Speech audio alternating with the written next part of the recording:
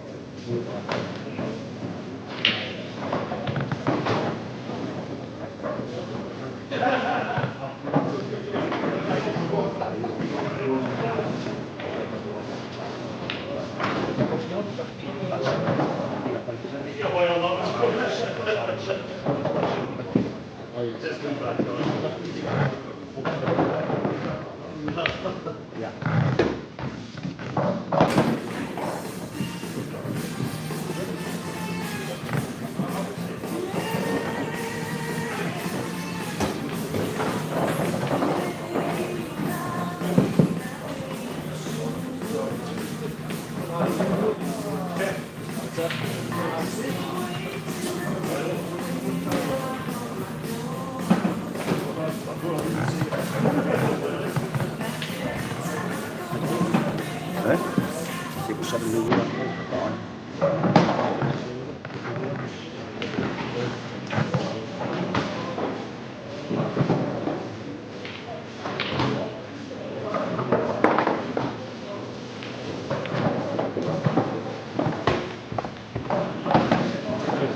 People 17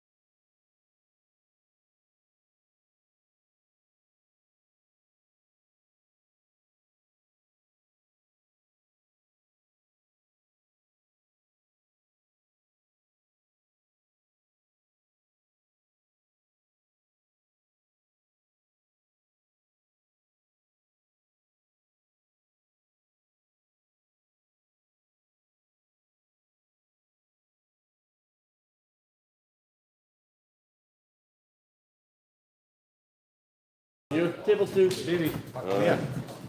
Alright, you sure you yes.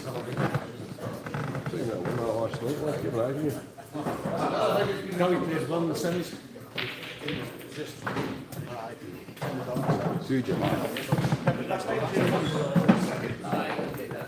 Sorted, man. Oh, I know. Too painful.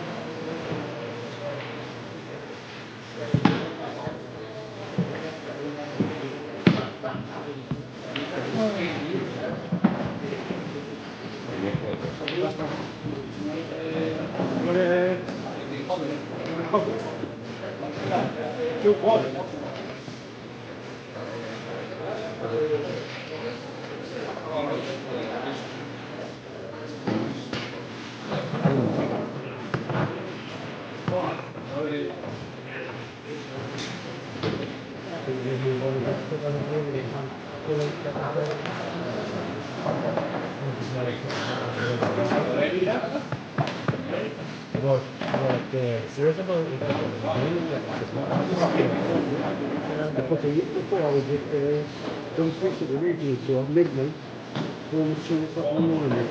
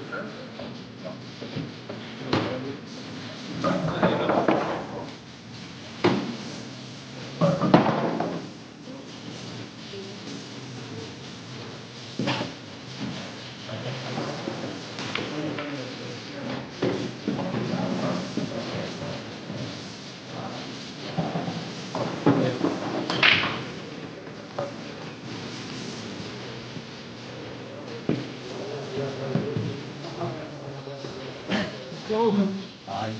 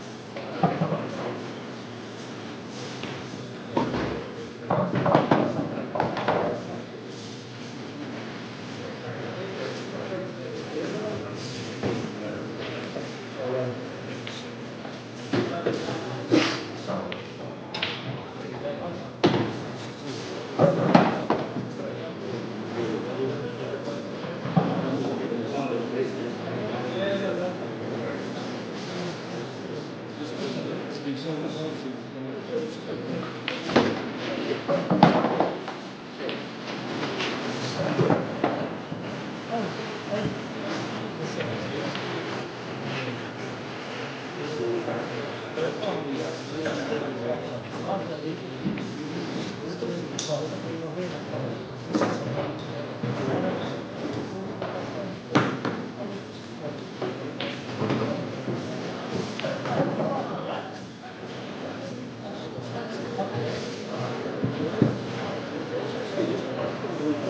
wanted to finish it.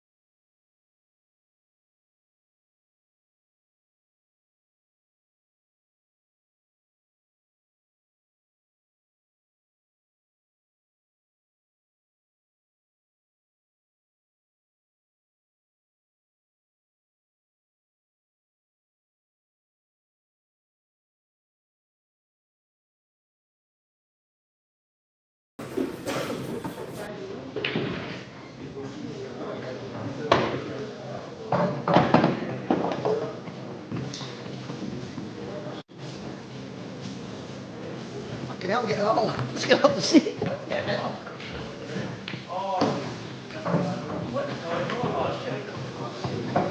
It went to 57 to 59.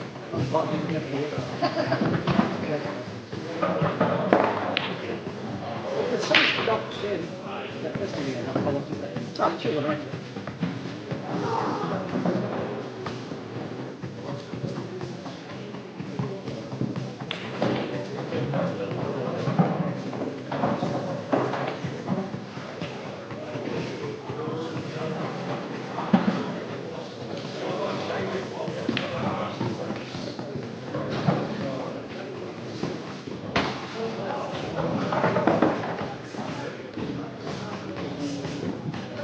When they really miss it, when you're standing here on the grass. Imagine.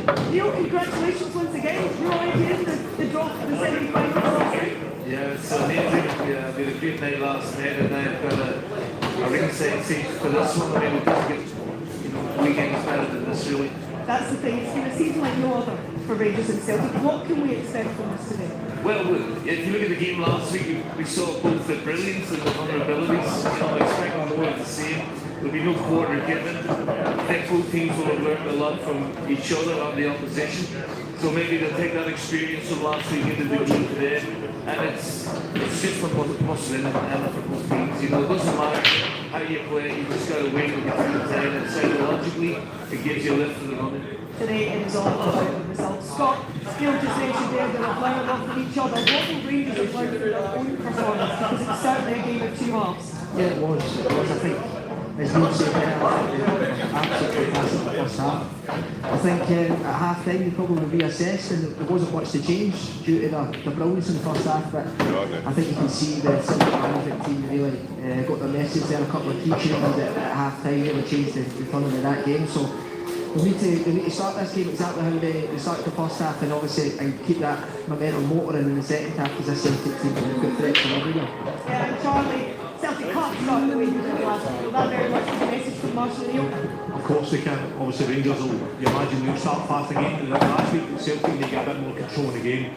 Now, how they do that today, whether they go direct at times early on in the game or whether they have possession, and they make up their minds not be on the same page and get a good grip of the game, because you can't continue to play games for 45 minutes and bit part of the game. Celtic next 90 minutes together. We'll look to that today. And Michael, you've got no skin in the game, isn't where I missed out. You're the neutral. I'll put you on the spot. Who's winning it? You watch that as usual. Oh, yeah. Well, I mean, look, it's, I think the fact that Rangers at home would make them the slight favourites, but, you know, both sides are, there's some major issues in the teams, there's no doubt about that. I think Rangers have been a wee bit of a clamour for, you know, perhaps changing things at the back. And up top, when you look at the strike line for Celtic, there's nobody that's been brought in the January window, and that's something that I think everybody recognises and really strengthening them. So there are problems on both sides, but what a game is about to unfold here. And as Neil was talking about here, the potential of this and the ramifications that come from this for whoever wins, and also equally for whoever's getting knocked out, are huge. Yeah, there are many subplots to this game today that will go far beyond the overall results. But first and foremost, let's have a look at the teams that are lining up today, because for Danny Rowland Rangers, he's made two changes from the side that started the 2-up draw here last week. In come Jiga and Diamande, and out go Suter and Chikwane, which means that he starts once again with two up top, Charmiti and Nadieri leading the line in attack. As far as Celtic are concerned, well, there is big news coming out of their dressing room, because there is no Callum McGregor this afternoon. We're hearing it's a recurrence of an injury he had last season. We're not yet aware whether or not He's definitely not here. he is out, as is Kieran Tierney. 5 changes overall from Martin O'Neill. In come Trusty, Arthur, Hatate, McCowan and Jeanette. The thinking on before at the back with Liam Scales in that left side. Well, Neil, big key news there. No Callum McGregor. Just how big a loss is that for Celtic? Kevin, I mean, you've been their talisman for so many years. Yeah, that's as big as the loss he could get for this current Celtic team. I thought he was great second half on last Sunday, and then I thought that Aberdeen, he was the real catalyst for everything that was good about Salt's performance to get the result against Aberdeen. And I don't know how they're going to build, through the midfield without Callum. So McGregor's going to have to do a big game today. Ben Orker's coming in and he's going into the deep end. Let's see how he takes in the game. But given that Chelsea's back, I think some big loss of experience and speed at the back. Interesting, probably Skills will play a left back. Look, it's not ideal. And as that's not the strikers on the floor. So eventually the Celtic team is going to have to show up for 90 minutes and they're going to get really tested today. They've got to really play. Losing McGregor, I think, is a massive move for Morgan. Neil, do you think that we potentially contemplate changing the system? Possibly. You could put the three centre halves in. Maybe you go three at the back. Would be interesting to see what way they line up. I wouldn't be averse to that, Michael, honestly, because you can get a bit of steel play in the same way, and they're not scoring enough goals from you anyway. But they do, it's not unlike Martin, you can't do that. So it'll be interesting to see yourself line up, and I wouldn't surprise me if you go straight at the back. The issue they've got as well with McGregor, if you don't build through the thirds, there's no real physical presence up top to go along and play forward and the body of the area unless you run behind. So it's an issue because you can't get the ball behind from goal kicks and from balls inside your box. It's going to be hard for Celtic to play through with McGregor. Yeah, it's hard. So two changes, Alex. Who's out? Do you get in? And do you play out for your mandate? I was very surprised when I seen the team sheets. I think Suter, he was the captain last week, he's one of the leaders in the pitch. And Chapwani as well brings that steeliness to midfield, and everything they've done well in the first half, they had that intensity, that pressure, when the ball in Celtic's final third, and I was really surprised to see the way they're playing up. So look, obviously the manager's seen something where he's trained or to change it, and done that, we can't really see. What's it down for Michael Rubin? He is fit to start, that's a big boost for me. He's given his first half performance last Huge. He's been the player, and the second half of this season, he's the one that takes it to half turn and goes after people, he commits people, and he's the one that will get 50,000 people in this stadium off the seat, so he's the player. Just touching on John Suter, I can only assume that that's an injury, because no Tavernier, your captain, Suter is the vice captain, he doesn't play. You can only assume that he comes in. I mean, we're putting that in, maybe. First half, like, absolutely wrong. The Rangers did go quite long, but it was him that was getting on the second ball. He had that confidence to drive and make things happen, so he's going to be key. Yeah, well, in the absence of Susan and Tavernier, Scott Butland and over the other band, we're just incidentally. Let's get someone in from both restrooms in, because all you're on arrivals, coming from with Leadership and a 9. Manuel, you performed particularly well in one half of last week. How do you make that complete performance today? I think that's what we're doing in the first half, and carrying on and saying our mentality and go through it and see good today. How are you feeling before this one? Is it excitement, nerves, a mixture of all those things? Really look forward to it. Maybe Grass on table 6. I'll bring that again. When you play Old Firm derbies, you can get a bit frantic, you can get a bit nervous at moments, especially when you're working with funeral lead, but the main thing is stay focused and what we're doing. I'm confident in the board. Using those nerves, using that intensity, how do you use the energy of this fixture to your advantage today? I would say it's exciting, when you play an Old Firm game, it's exciting. Obviously, you know what you can do, a lot of people working, and obviously you use the energy from the fans to give you around the floor, so it's even better for us. So that's what we're going to play. In terms of the cup, obviously we know what happened last May. Does it feel as though this could be a step closer to almost sort of indication and trying to get that cup back again? Yeah, definitely. We need to win today to get through to the semi-final, and that's what we're fully focused on doing. We haven't really thought past today yet, but that's the plan. Well, those players will be heading out to warm up very, very shortly, so we better make a short exit off the pitch. And this is a spectacular scene over Ibrox Stadium as the fans get ready for a Scottish Cup showdown. Not a seat to be had and they're all hoping for a cracker. Well, now we'll go behind the scenes at Celtic to find out the secrets of their Swedish midfielder Benjamin Wikegren. We'll hear from the midweek match winner after the short.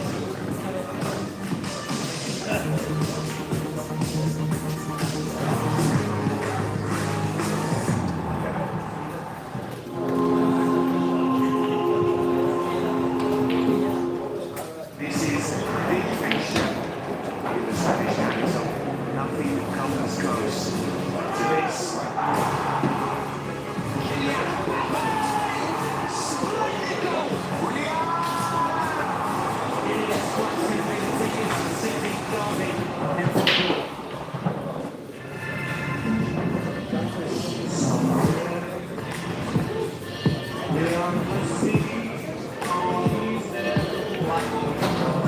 Nights in the Caribbean for 1499.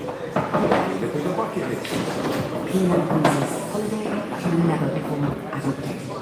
Vitality rewards you for getting active with treats like free cinema tickets. Vitality, your health's best friend. Right now at Ren, you can get up to 50% off selected quartz worktops. Ren, made for living. I look after with mates. You should too. People think protection only matters on pitch. Different arenas, same problems. The solution, step one. Anti-chafing comfort built for performance. It's all about protecting what's important. So protect your pollets. Get step one. I think we need to, but I can't wash your whole mouth. Yeah, with toothbrushes, not mouthbrushes. We need backup. Listerine works with brushing and flossing to deliver 5 times more cleaning power. Plus, it contains clinically proven essential oils for whole mouth health. Listerine, wash your mouth.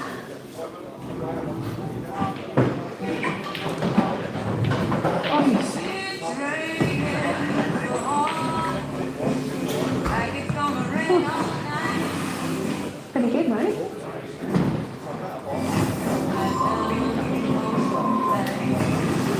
For over 500,000 investors, the pennies drop. Pay a low-fat fee instead of a percentage and keep the money you make. Interactive investor. I think, therefore I. Sensitive skin feeling wiped out? Switch to Garnier Micellar Cleansing Water. In one swipe, Micelle gently cleanse. Remove up to 100% of makeup and drip for up to 24 hours. No harsh rubbing. 8 out of 10 agree it's the most gentle way to cleanse sensitive skin. UK's #1 micellar water by Garnier. Setting the right mood at home shouldn't be fussy or complicated. Try Eric Essential Mist. It effortlessly creates relaxing ambience, wrapping you in amazing fragrance to complete the moment. Now that's a breath of fresh Eric.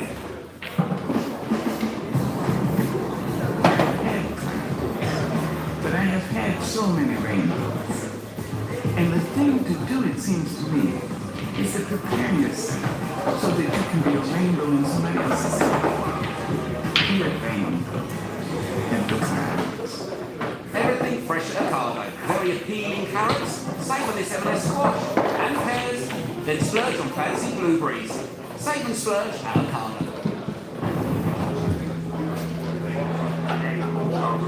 Tell us what you thought. I didn't know what it was. I'd never seen anything like it. I'd never seen anything move like it. The tech was amazing. It was like out of this world. Did it come from the stars? I don't know. It has one on it.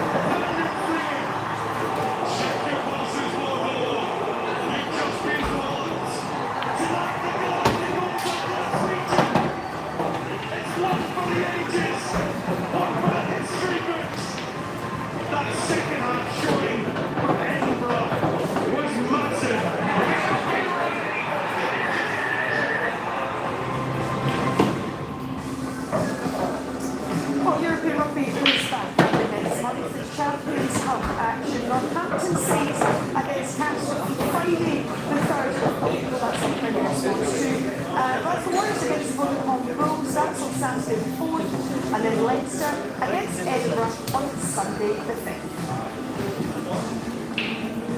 Well, Celtic have been playing catch up for a large chunk of this season, but they have much to thank the top scorer Benjamin Leaper for earlier on this week. He got up the top.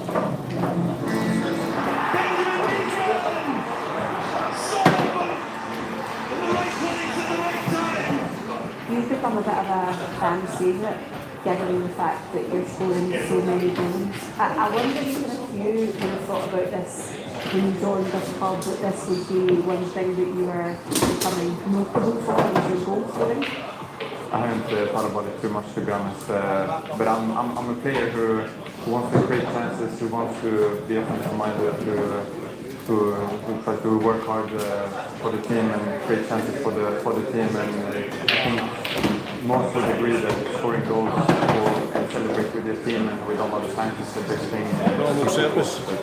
So many games, you know, so you can't stay in that patch for too long, you know, because the game comes so fast. A lot of the talk around the game that we've been was about the second half performance for Celtic. How do you get to a point, and what's the manager been saying about how you get to a point where you have almost the complete performance that wasn't just 145 minutes sort of burst over? We've seen that through the whole 90. Yeah, it wasn't a great first half, but yeah, I think it was a very good and also we need to get from that to the next game. Celtic is a massive club, and you know, I think everyone who's here is here to win. That's why we're here, you know, and that's what we want to do. And of course, it's been a difficult period this year, especially. We stick together, keep on sticking together as a team, and work hard every game. The fact that this game is a little bit different because there's the jeopardy of the cup. Celtic know and have experienced that already this season, losing out on the finals. Does that make you hungrier to get to the semi-finals and get your hands again on trophies like this? For sure. Like I said, I'm so hungry to win, you know, and everyone here is. So, especially with losing the final, you know, it really hurts. You have to take it game by game. That's how it is. You know, you can't really think about the trophy too fast. You know, it will come if we make a good performance. Bob Benjamin Leader in the goal for Sheffield by 7,500 Celtic fans today. The biggest away support here in this fixture in 8 years. You can see them just big Spurs heading into the ground here in the sunshine. 19 goals this season, Charlie. Are you surprised by the impact Leader has made? Does it perhaps highlight the fact that the Celtic have been able to bring in a top-class striker?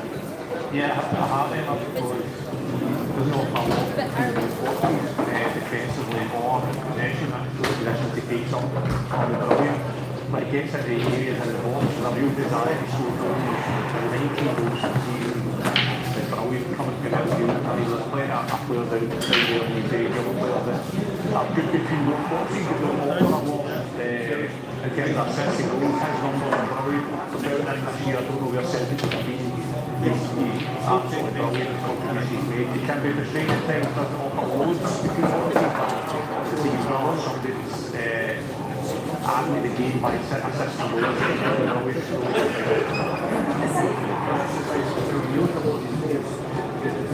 shows you quite slow. You know, somebody who's got very knows, you know, where to be to affect the game in that final club. But you know, I hear a lot about it, but he doesn't do a lot to see the boxes and not that I don't think it's a bit of a narrative. It's a little bit harsh because you think, for example, the goal last week, the first one,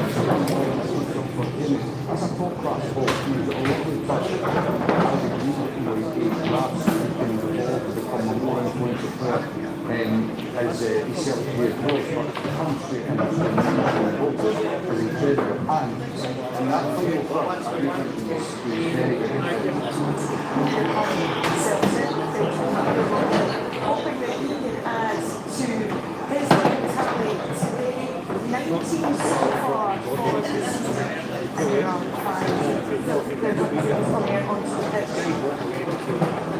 there he is, Benjamin.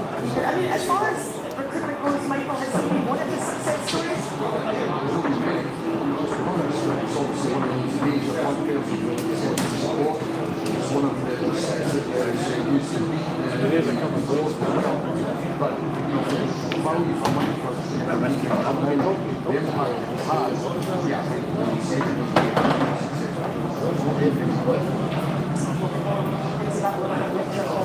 So, Lever, some of them, Kira Rollins was a genuine exciting for Rangers, and what you would think to get to have part in the semi-final. See, too, that's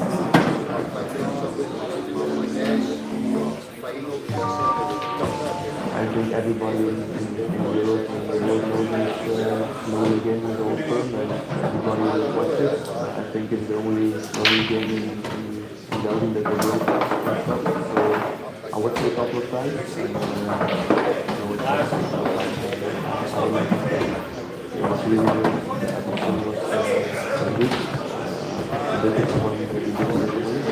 I think we had a great first half and I think we didn't have any trouble. So I think we played a perfect first half and going into half time like this it was not good.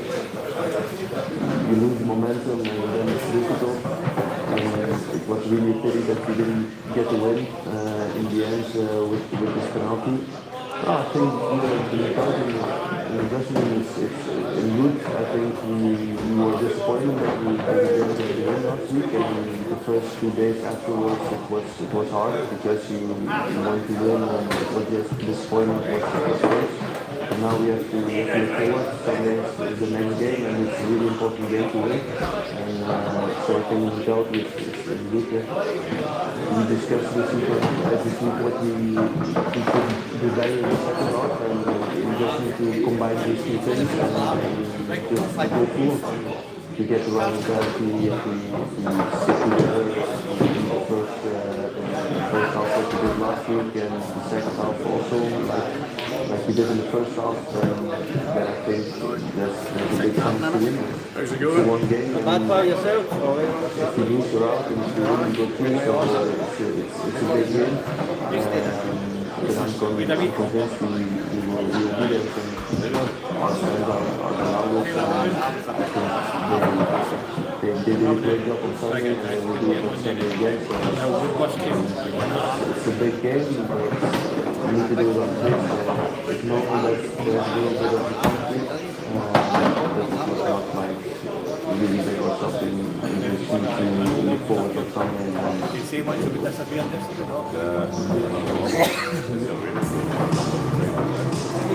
Well, Sir Romans, they're physical, athletic. He's got an eye for pass as well.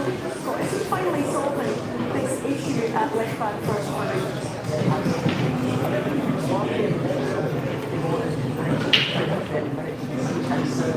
That's what he's a player.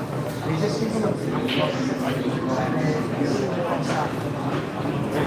last week, this is about the player that gets back last week to the ball. So the one week he comes from the full-back and he's set it up there, flex out on the left-hand side, goes forward, catches back, he's always going to finish the game. He's got a chance to hand the back to the dinner. We should finish that bit with this game. And also defensively stronger, which hasn't always been attributed to some of the full-backs.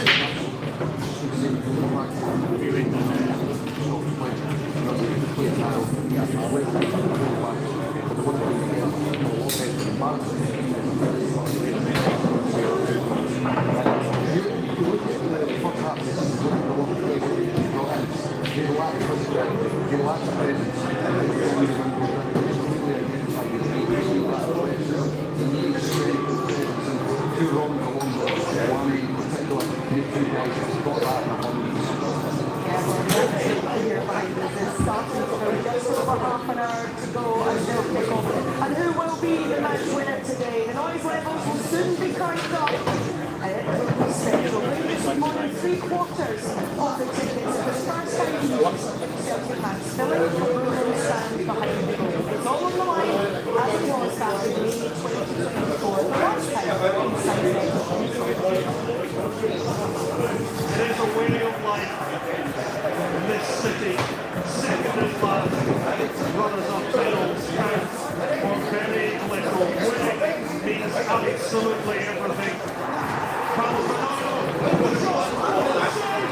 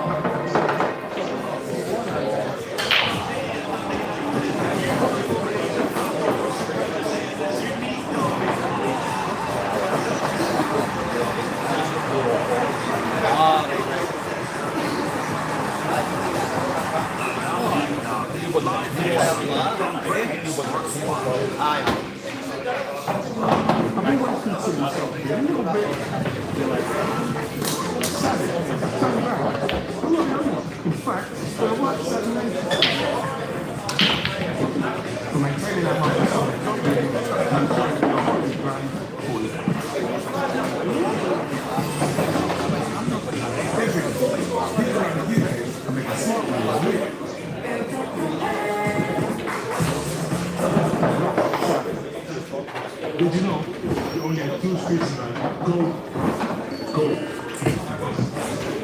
You can use trip on the bike scale, organize a family, invite a squad.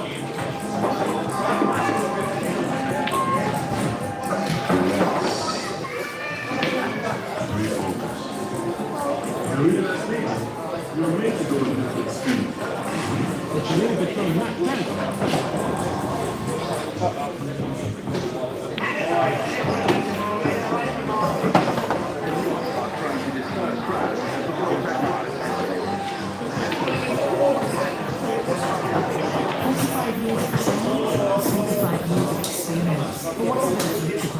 Hartley Design Sound, helping Britain invest through it all.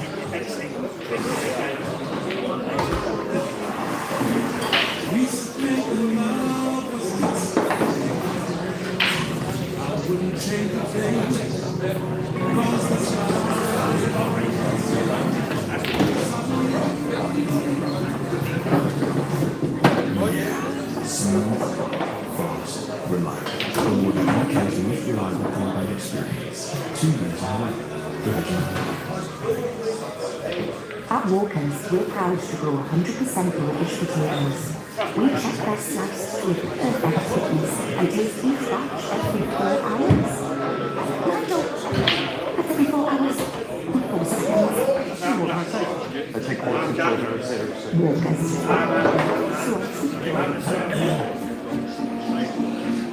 Here's a thought. Shouldn't the person that takes all the photos get to be sometimes? 2. Google Pixel 10. JP Morgan Personal Investment gives you the clarity to make more informed decisions on your investments, which is great, because right now, something else just looking crystal clear. Your backhand needs serious work. That's right. Time is the one thing you're about to have plenty of. If this were a match, you'd have just lost to love. How fitting. JP Morgan Personal Investment. Invest with clarity. At the end of the day, we didn't make sheer driving pleasure.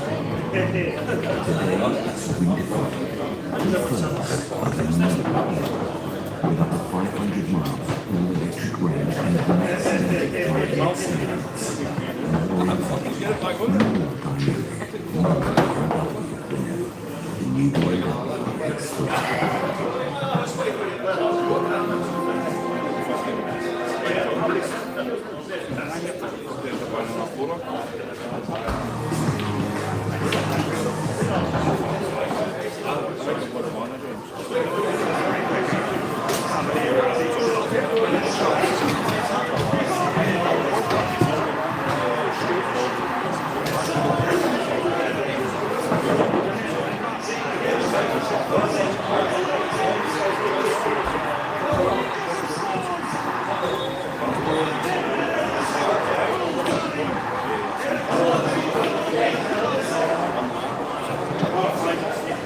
Oh, I did. That was something back in 2023.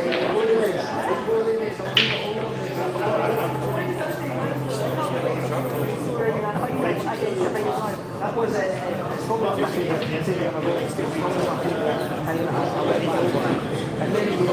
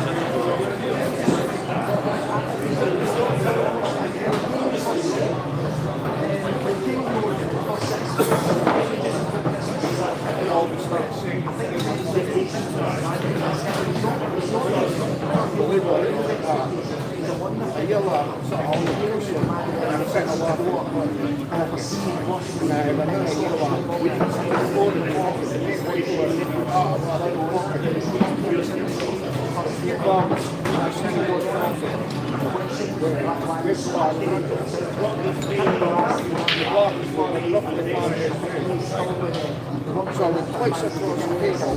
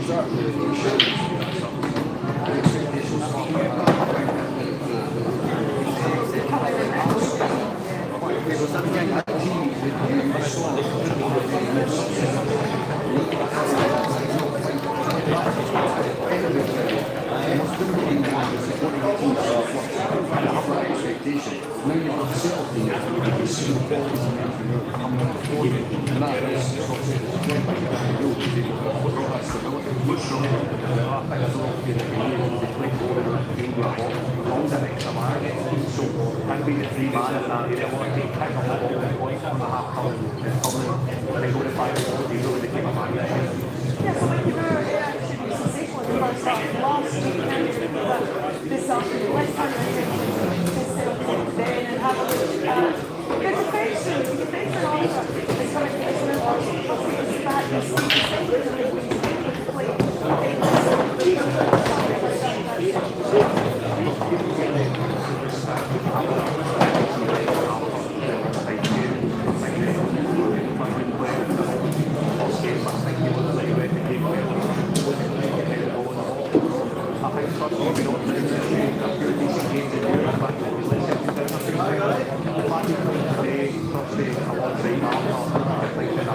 offer is going to get some back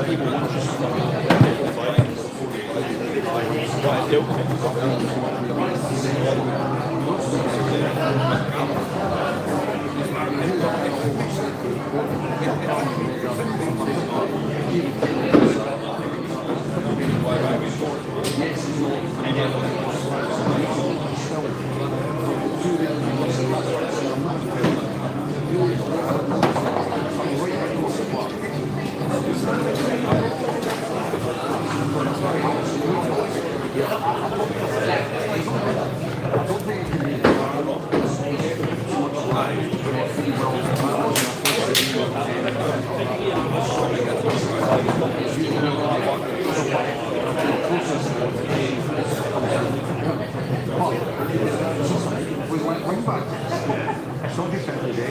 My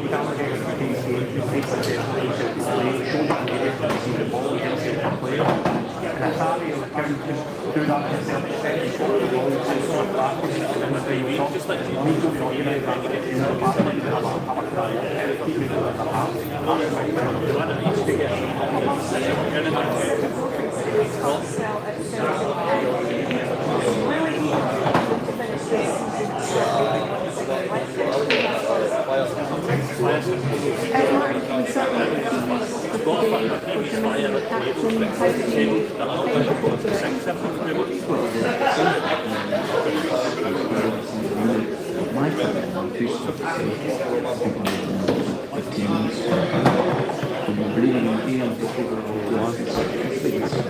Can we ask what the nature of the longer term thing?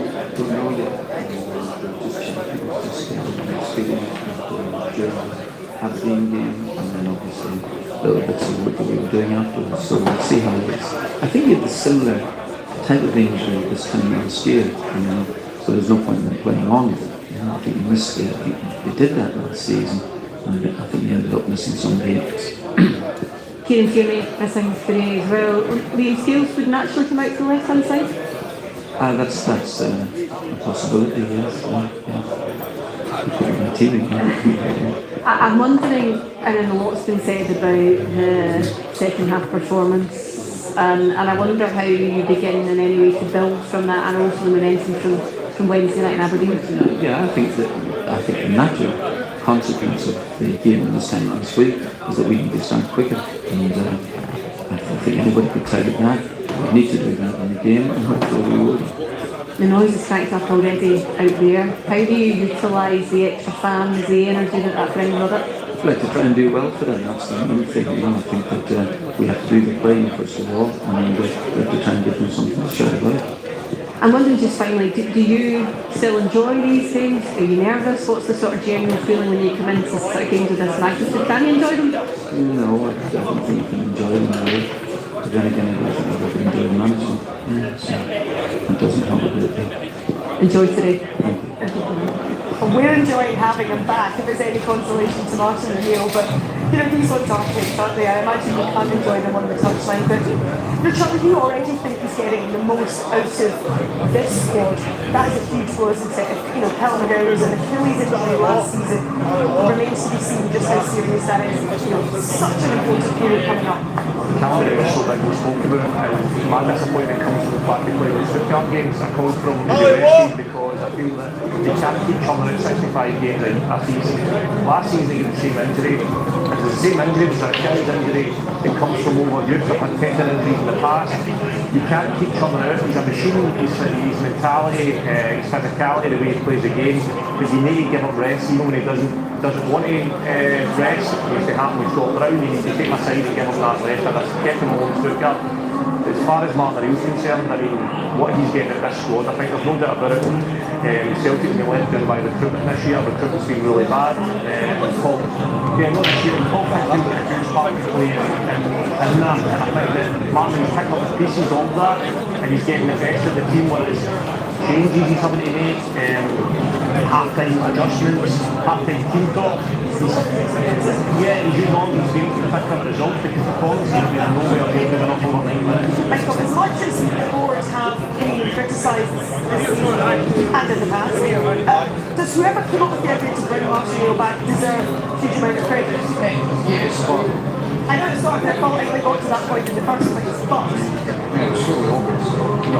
As much as he gets credit because they went out and did it, but it was staring them in the face because he'd just been there, a matter of a month previous. So I mean, it was a no-brainer. They had to credit them acting so quickly because they could have doubled down.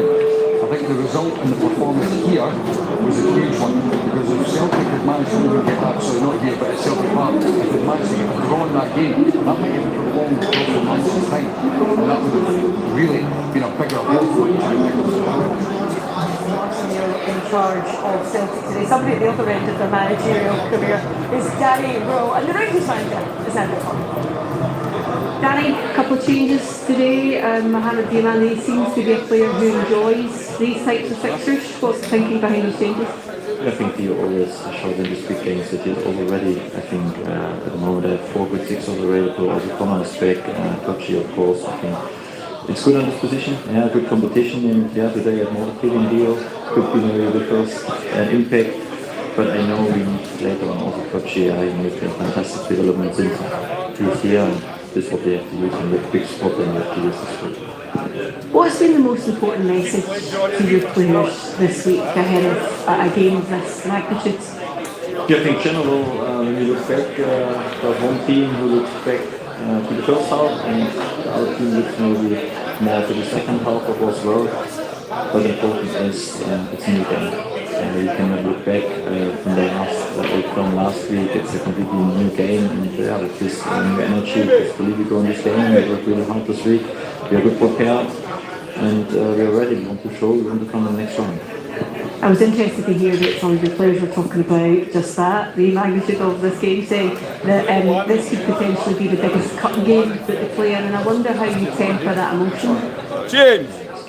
Emotion. I think in a cup game there is a winner after 90 or 120 minutes. I think this is important to understand. We need again a clear instruction what we want to do. We need the emotional level on our side. And then you have to understand in this game there's something special in. A little bit his own energy then during the game. I think in this moment you have to be very focused on yourself and to do this in control. Appreciate your time, thank you. Thank you there. I mean, Scott, how easy, how difficult, I'm not sure what the right word is here, is it to control your emotions in an arena like this? When you can hear it in the tunnel, you can feel it in your hands all building up, but you have to keep your emotions in check. It's the same with the team. It's easier said than done because myself and Charlie play these games and they just get the better of you, but you just need to somehow just keep Table 14, Richard Guthrie. So if you're too high and emotional and your team goes in and maybe somebody leaves one on them when you go to the second end, well, that comes from the manager. That calmness needs to be completely wrong set from the first minute and make the reflection of your team for the dugout. So overall, I would say it's an incredible job to get back in a place where they're still going for the title, still in that race. But where they picked this up months ago to get them there is an incredible job. Do you think with the manner in which the game unfolded last week, there are still questions about the mentality of the players going around? Dare I say a soft underbelly? Yeah, there is question marks, of course, due to just how the second half transpired. But then again the performances at the parts, Michael touched on earlier, the performance there in the second half, it was completely reciprocated the games were very much the same. So yeah, there's always going to be turbulence, I thought there's always going to be question marks.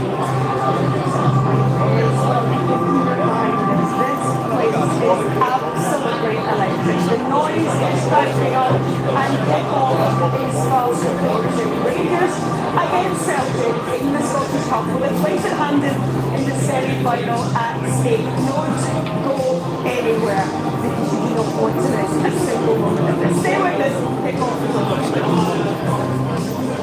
The greatest rivalry in football. There is no game in football like this one. Great rivals, united by chaos. This game, you don't choose to be. The moment chooses you.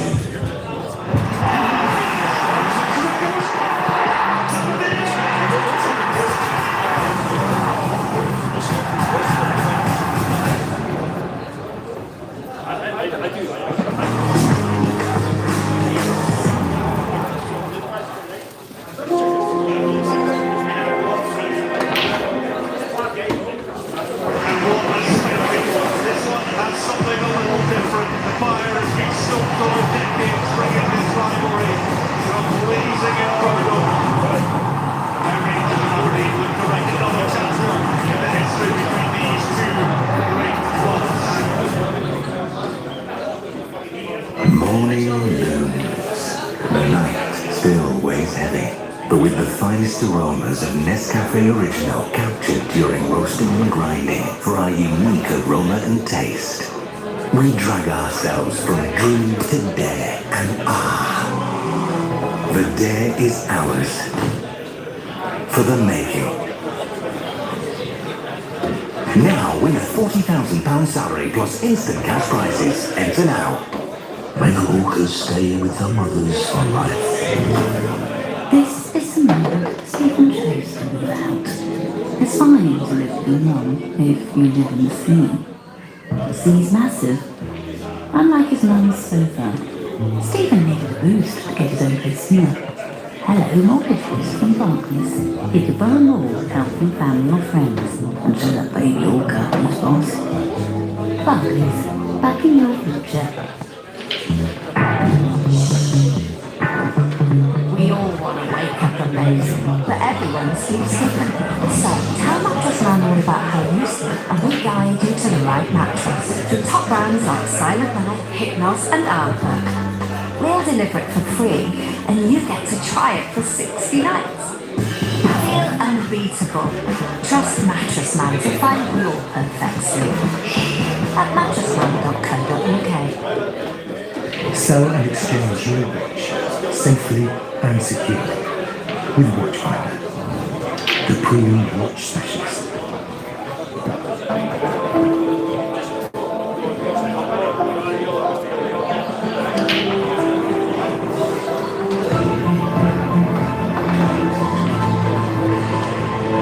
Wouldn't it be nice if life had a little more lift?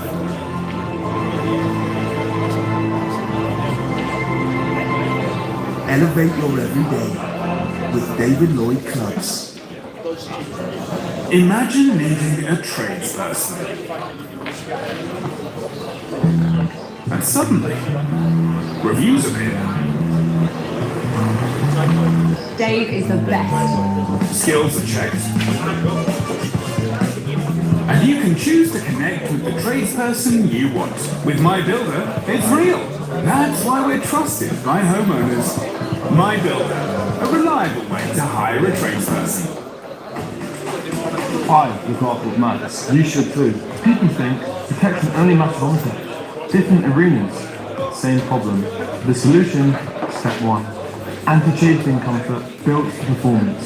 It's all about protecting what's important. So protect your products. Get step one.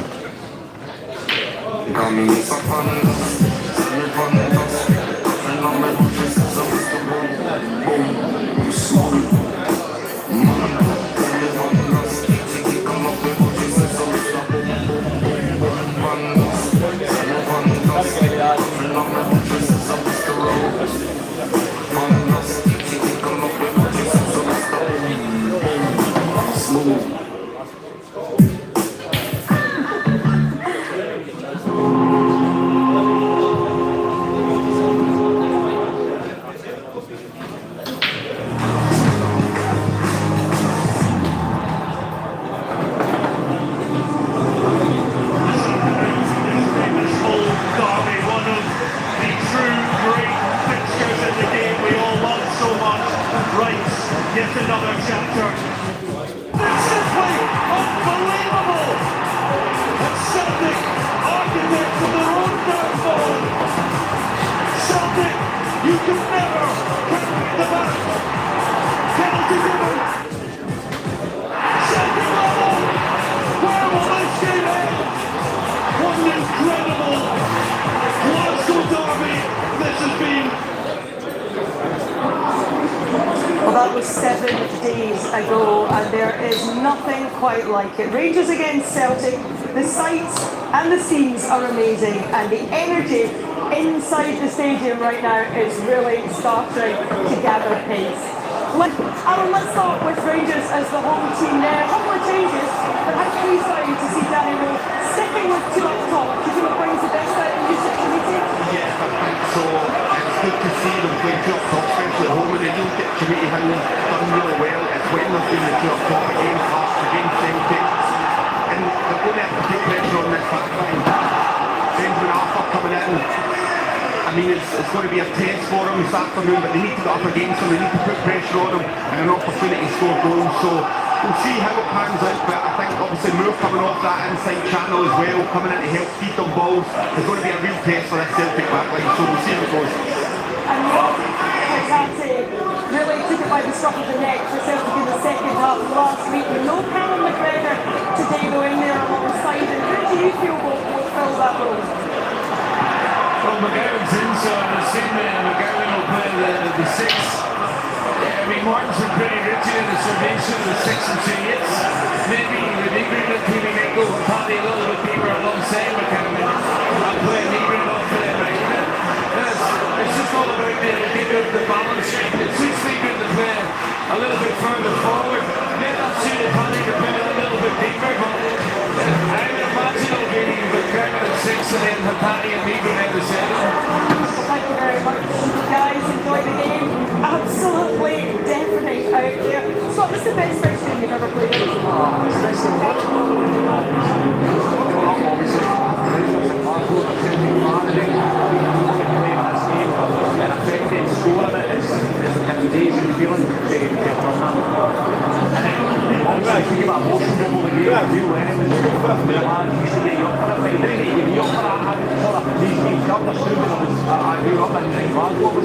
I remember there was a ball within the side and a 50-50 with Lafferty, and I kind of slowed down to keep it in his favour a wee bit so I could sort of nail him on the ball, and I missed the ball and I hadn't get hooked in the first couple of minutes, so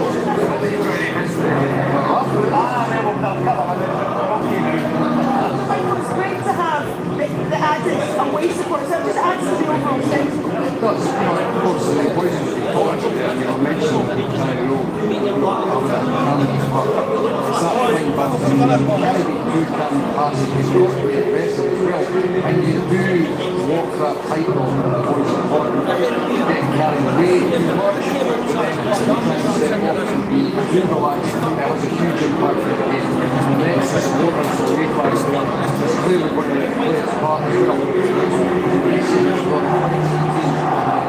Last time we had that many supporters on Saturday. So we know that that's going to play a part in the psychological makeup of the game themselves. They're not after it, but they're going to look at the rest of it. Besides the last game, people I understand it, so obviously they've unloaded it, even though it's 7 days, it's less than ahead, so now they've seen it, now they know what this arena is, what it does in Glasgow, what it does around the world, so now they've got experience expecting them to handle the pressure a little better. Coming through is absolutely amazing. It really is a fascinating picture. John, we saw some anthems last week. Will that continue into this week? Will it be at the end of the week? No, I don't think that will be done too much. It's certainly a motion, it's like getting secondary point of the play on that line. You need to be, it needs to be perfect because it's easy still on one side that you can carry the way back from the tackles. I mean, we're all playing with a hard back replacement. And then, but being the other way, I would rather not be that way. You're too calm and then you know Rangers always start back here. So getting that balance right, I suppose that's the players' jobs themselves to get that ball to the manager. There's your sinners there, just, I mean, even he's impressed by the tipple there in the Copeland Road stand, but this is a cup game, it's winner takes all today, there's no draws, it could go to extra time or penalties, and whoever wins is a place in the last four and you're heading back to Hampton. Well, I always say that like Graham Simmons was on the way, he was quite calm, was he? He was up for it. What do you want to see from Rangers? The first half performance for the majority of this game was obviously going to be, I completely agree with Neil, I think it will be in that number 6 role, whether it's a party that sort of goes beside them and plays a 4-2-3-1, but I look as if it's going to be at least a very passing Rangers going to overpower the physicality of everybody in the pitch, so they need to try to say that they need to be so certain in this game because the second half they'll probably have feeling confidence. I cannot stress enough how amazing it is. Teams are in the tunnel. Michael, you're the only here to hear things like being a home side as well, I look at the team lineups as well, the players themselves, it's so much I'm sure we can get up for the other thing. Thank you very much for now. We know who Charlie and Scott are back, it's someone need to ask them.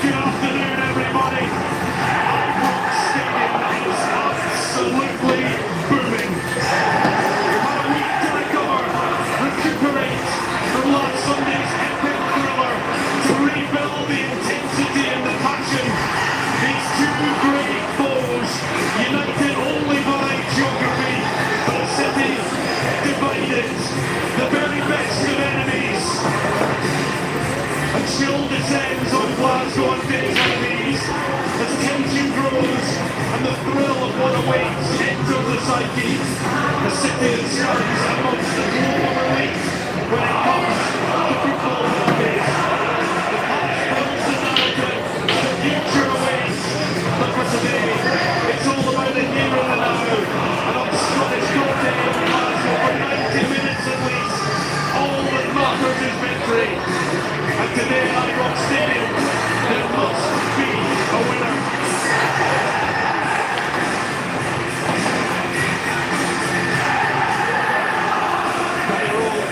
At the beginning of his experience in these bits of Martin O'Neill has seen it all before.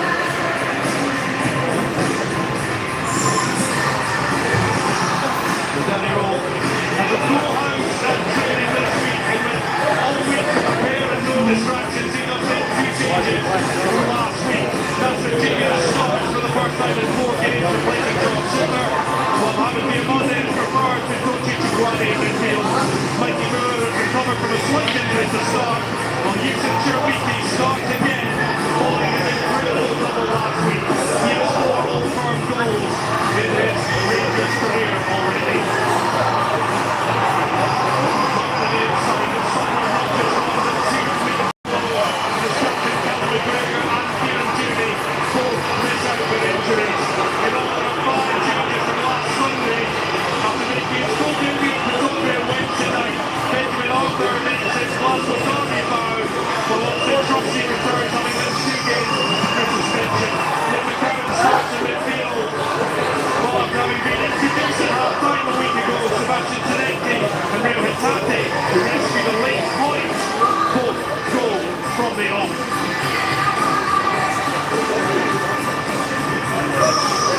The biggest meeting since the last, and the beauty of it is that everything from last week has been brewing, waiting to erupt 7 days on. 2 contrasting halves, chaotic and submissive, swift roles in an engrossing 90 minutes. Which way will the tide flow today? Ibrox full to bursting, 7,500 in the Broomload ends. As Don Robertson gets ready to referee this one, all the sights and sounds of what this game is all about. Back to a proper derby.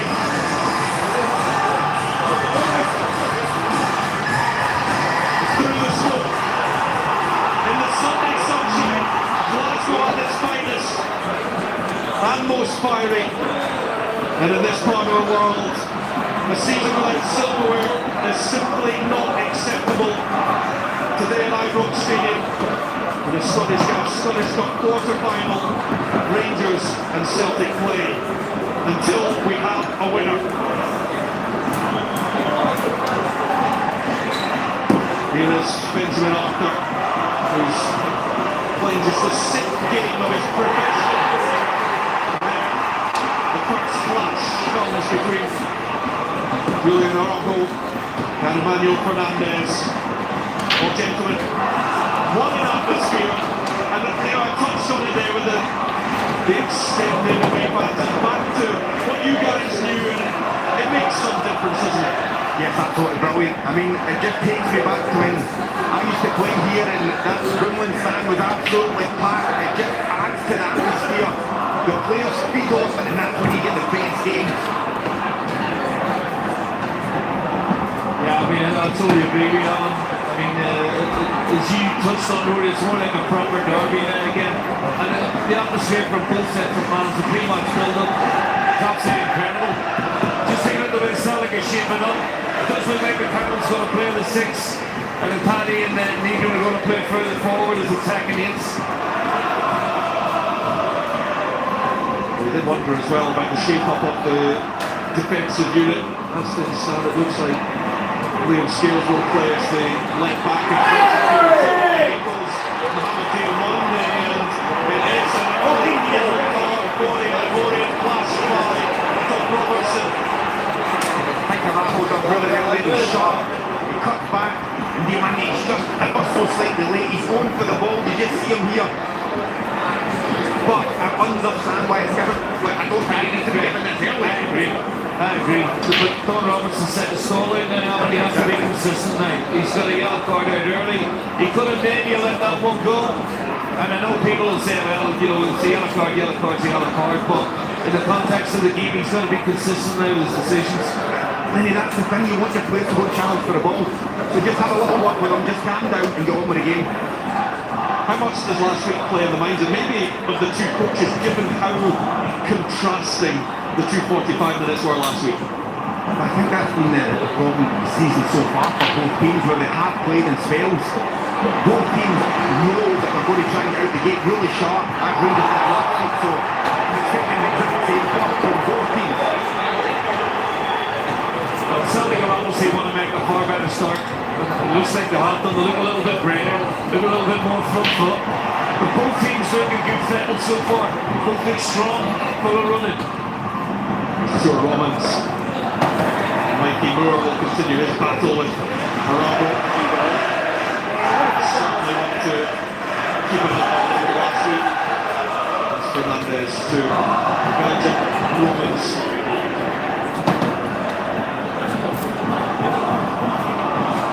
Fernandez looking for the cross-field ball. Test out skills. Adarian.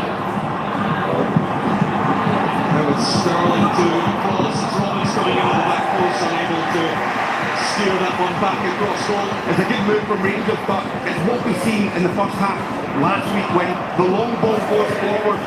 They pick up the second ball, and that's when they're going to affect the game, because then goes into the box. And Romans is always going to get forward, but it's kind of similar to last week, how we've seen Rangers playing set up. The very just roundabout off Chermity trying to affect the game and get on the ball. Maida will try and chase that one down. It's calmly done by Nasser Keegan. No surprise there in the Rangers starting lineup that he gets in ahead of John Suter. I'm not going to lie, Rory, it really surprised me when I seen the team sheet. Well, this will break away. Trinity. And it goes well wide. Luke McCowan challenged him, and the Rangers striker has stayed down. Well, McCowan loses the ball. Diamandi presses Chirides onto it. Not sure there's much contact there. Maybe see a better angle from here, Rory.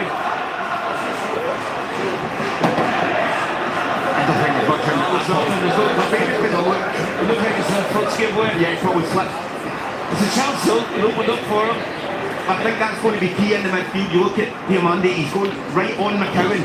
That's how when he loses the ball, can he go and press him, can he stop it? So the kind of job that McGregor would be doing. See, sometimes Alan as a midfield player, when you're picking up that ball that's coming back, sometimes you just got to hook it around the corner. You know the press is coming, you may not have time to bring it down and play it. Diamandi was right on top of McCowan then. Eager look to pick up, but it's Diamandi with an immaculate turn. It drifts beyond Moore though.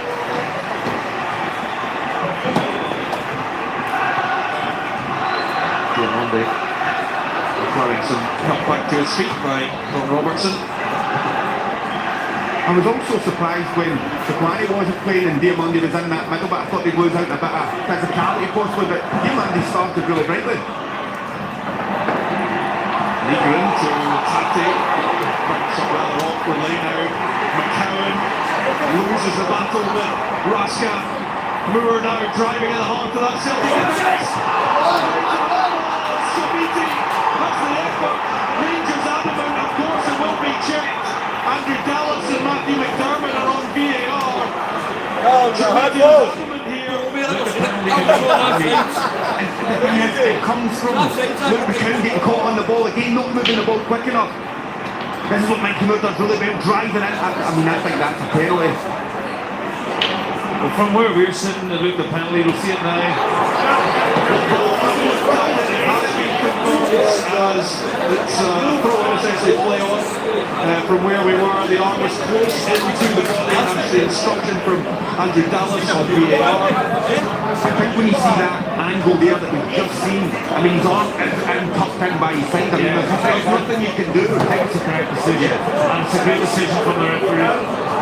Comes Sinisal to claim the wrong to do. Of course, there'll be Rangers fans at home claiming, what's the difference between that and last week? Well, exactly. But no, it's definitely not a penalty. no, I supposed to do it. We're sitting on the Hill's left arm. Yeah. But then it's in his right arm. It's tough, man. It's never a penalty. Yeah, so I'm with you. When I first seen it, I thought penalty. But when you see that angle there that we just seen last, it's tough to decide his arm, right? His body, there's nothing you can do. It's a great decision from the referee as well, I have to say. But I'm looking for a big game from Mahida today from Celtic. You know, he's got to be the outball. At the minute under pressure, the atmosphere here is electric. It's as good. I mean, I can't keep on, you know, talking about how good the atmosphere is. It's amazing. It's get better every game. Use of Chermiti perhaps getting a little too wrapped up in the atmosphere. I mean, I don't think there's an awful lot in that, to be quite honest with you. But very spot on. I mean, it just adds to it. And you see the reaction from the players. They're aggressive. They're on the front foot. They want to close down. They want to make something happen because they're feeling it from the crowd. These two damaged each other's league ambitions last Sunday. Only one can survive with their Scottish Cup ambitions intact. There's an offside flag against Dyson Maeda. Between them, they've lifted this trophy 76 times. Gimone wants to kick it. Given just as Mikey Moore made great strides down the left-hand side. And I'm just thinking they're play on. Just allow the day to flow.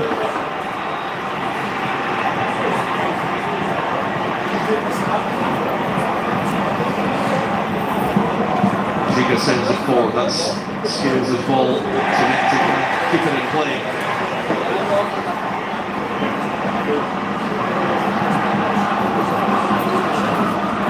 Scales it well to get in front of Nadiri.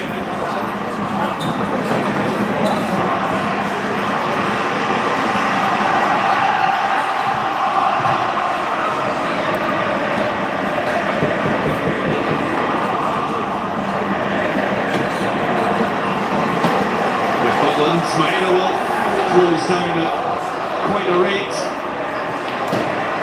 Sterling. Nico Raskan, but that will be Rago's ball. It's actually unlucky for Raskin. You can see what they're trying to do. Romans is getting the freedom out in this left-hand side. Mikey Moore's tucking right inside and causing Celtic a problem if they can switch it and get it out wide quicker. Fernandez. Romans. Rangers free kick on a late challenge of Fernandez. You see, this is what I'm talking about, Alan. When Don Robertson gets a yellow card out early, and then the Rangers fans don't see this, for me it's not a yellow. Well, it's a little bit high. Yeah, I think if he gets a yellow for the first one, then that... Yeah, it's got to be consistent, and this is why the Rangers fans are upset. We're looking to run in behind here.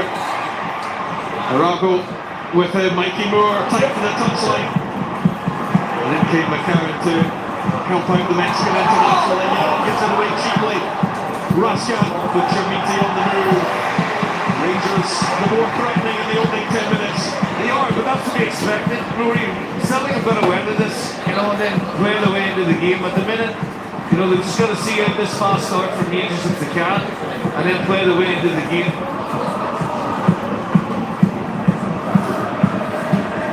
Celtic suffering a couple of huge blows with Kieran Tierney injured at Pataudry on Wednesday night. Celtic having that extra game to fit in this fourth away game on the bounce. And missing Callum McGregor as well, has played 47 times in this fixture, all that experience gone.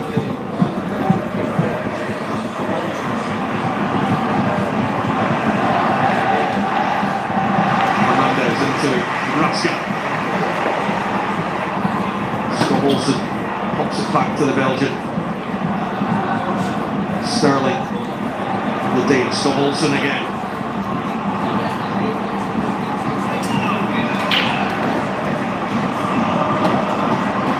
Giga, looking to play Naderi. He's the one that tends to drop off the front, allowing Chermiti to lead that line, the front two.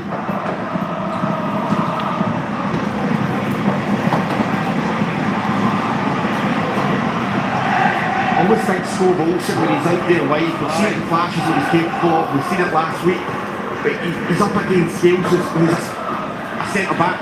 Like, you need to take him on, whether it's inside, they're outside. When he gets the ball, I think he needs to drive and try and commit him.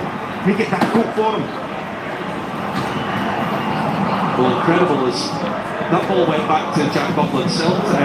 Rangers rather played with a front line of 5 because Romans joined Moore, Javiti, Naderi and Scott Olsen. Now Maeda up against Giga. Stuck to the task. Did his job well. He looked in a slightly vulnerable position there. That's Moore looking to exchange the 1-2 with Naderi. Giga done really well there, because I was worried for a second. I thought Maeda just got the touch round him and he had the pace, but Giga used his strength on him. Arthur's ball out from the back straight to Moore. Scott Olsen. Sterling. Scott Olsen again. It's Trusty that rises. Tinecti can't get it away far enough. Celtic can't keep a hold of it right now. Romans. Raska. Giga to Sterling.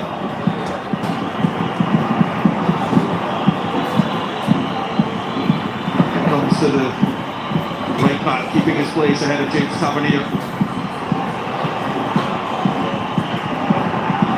Fernandez.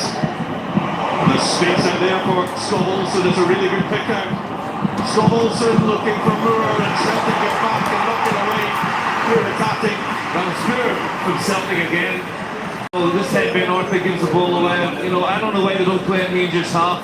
They're playing everything out from the back and they're just inviting pressure because they keep giving the ball away. They're not keeping it for 2 or 3 passes. Tinecti's giving it away, Jan's giving it away, and the pressures just keep coming. Rangers go quickly. Moore, Scott Olsen from a slightly better angle. It's Negrin that rises highest.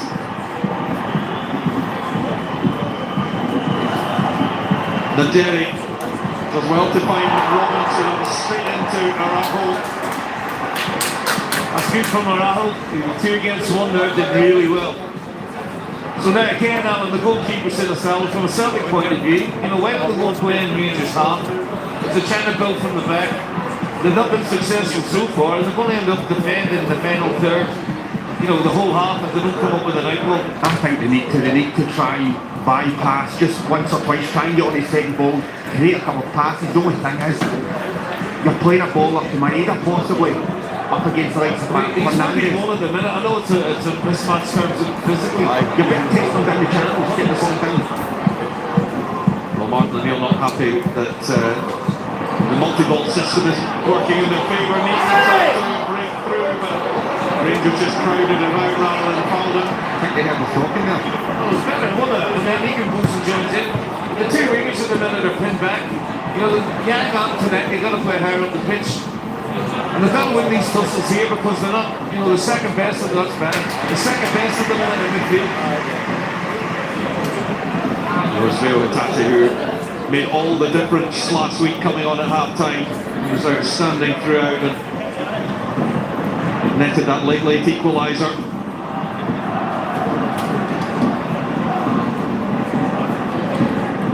Really turned the game for Celtic when the 45 minutes they really struggled to cope with what Rangers threw at them. It was well won by Scales.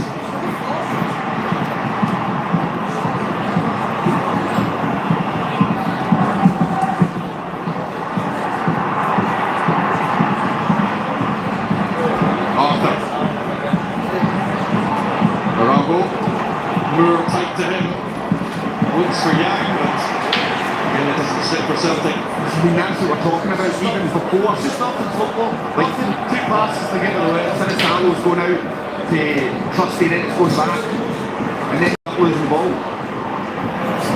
Well, again, Maeda causing issues for Rangers. That's better from Maeda, Rory. Eventually, Celtic got to get the football in the game, get some passes. We haven't been able to do that just yet. But they're okay. There's been a bit of pressure from Rangers, but no real chances as yet. One back by Arago. Negrin, Hatate. Real Hatate opens up for the Japanese and then instead Diamonde to make the block on him. Moore's being hounded by Giovanni Maeda. He's done well just to feel the pressure and go over there, but He did. For me, Yang doesn't need it. He still does it. Yang. They need it on Yang or close the bed. Don't need to foul him. he's going nowhere. Exactly. So, and he's done really well to get back and then gives a cheap foul on it.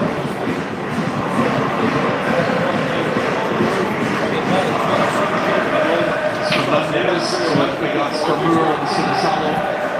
Again, starts, no Kasper Schmeichel in the Celtic squad. Ross Doohan is the substitute goalkeeper once more. That's the thing, you can see what Fernandez is trying to do. He's actually got that good switch or that good throw through a ball. He's just always keeping that Celtic back forward thinking, because Rangers have got good runners. Mikey Moore will do the running, Nadine will do the running.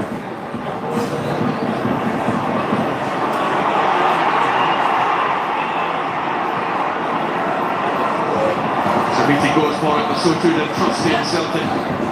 Win it back, but as quickly as they did, they've given it away.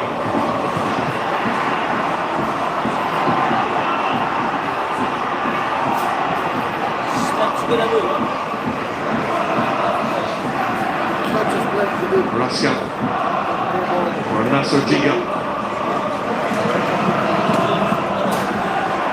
Tonekti able to nick it away from Chermiti. Scales takes a chance against Snowballs and Chermiti and then wins the free kick.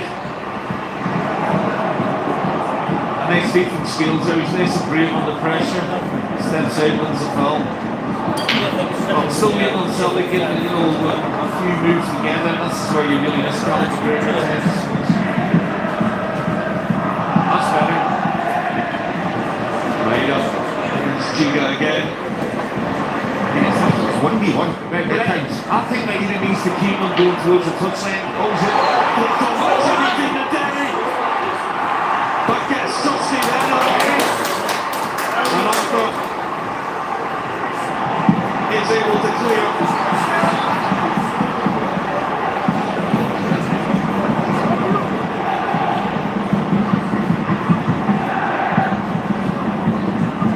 Moore now. The Derry wants it into the box early. Moore takes on Yang. Delivers the cross, up goes Trusty. Rangers making the early running. Moore again. Asks Robbins to run. Cross comes off. He's stolen it back. Looks to set up Chermiti. Walk from Trusty. Moore keeps it alive. That Maeda trying to release some of this pressure, because at the moment it's unrelenting from Rangers.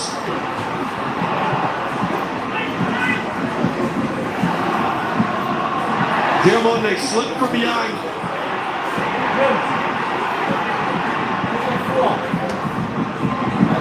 This left-hand side of Rangers looks a threat with Robbins and Moore.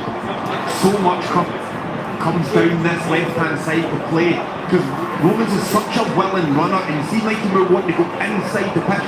It causes that Celtic midfield a problem, and that's where they create a lot of opportunities from. Brilliant defender from Trusty on 3 occasions. One he gets back on the Derry, then he hits one clearing it. He gets a brilliant block on the shot from Mikey Moore, but poor from Ben Arthur.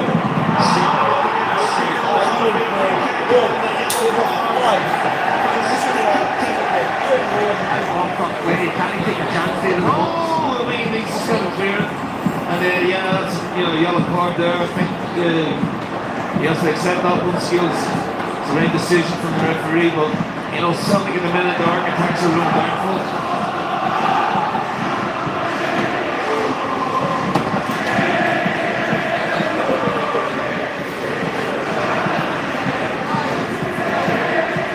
Anticipation and expectation around Ibrox for this free kick from Mikey Moore. That's the thing, when you've got the ball and you're making opportunities, you need to take one.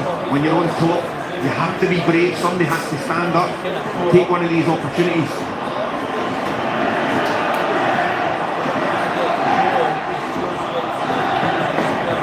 Rangers have been a danger from set plays all season. And Fernandez and Chermiti both rose looking for that one, not a million miles away.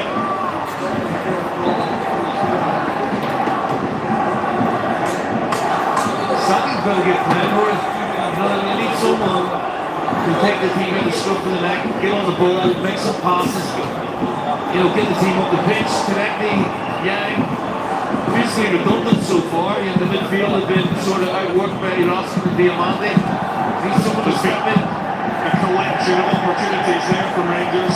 Something under the wheel there to get back, and I just thought the Derek could he take it early? I know he was quite far out, but you know trust he's got that pace to get him back in. And Harper, just don't take those chances in the box. Romans is biting at his heels trying to get the ball back. St. Negret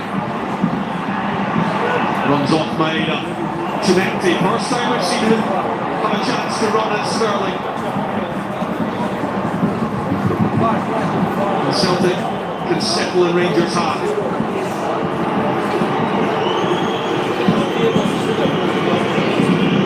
Arapol. Young for Arthur, who got the late call. It was 15 minutes before kick-off at Aberdeen the other night to make his full Celtic debut.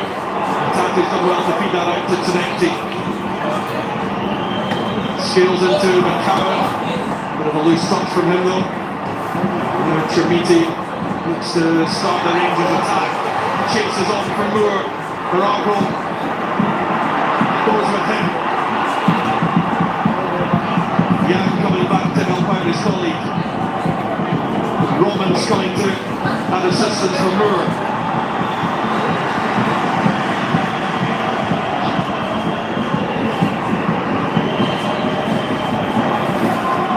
Diamante.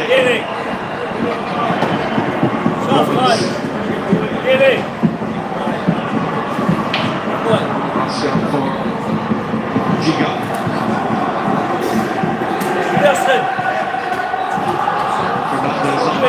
Fernandez positioning. Out early to Sterling. Scott Olsen. Batate out to face him. And it will be another Rangers corner on the far side. Just a little pass to play earlier. McCallum got it with a lovely ball right in the corner. But then he let him receive the ball in the wrong position again in the second phase of play. That's just not knowing how to play the six. He overruns the ball and then Rangers get possession. Goes the corner eventually. We've seen the influence that Scott Fry, set-piece coaches had on Rangers this season. When it comes from Scott Olsen, there's Liam Scales to power the header away. Moore looks early, Natati can pick up and find Negret and Celtic. They've got 4 forward in this break. Negret goes quickly and Moore with the challenge and might just be lucky to escape a yellow card here. Looks like a talking to. Well, that's what you call a good foul for your team, but it is a yellow card, Rory. There's no question of that, and he's very fortunate to get away with that. Yeah, just a talk to it. I must admit, I thought he was going to hand this the yellow card because Celtic were away. It's a yellow card, he's getting by them. They're on the break. It's not taking one for the team, as you know. I've been there before. Yeah, we've done that. But you'd accept the yellow card for that. Yeah.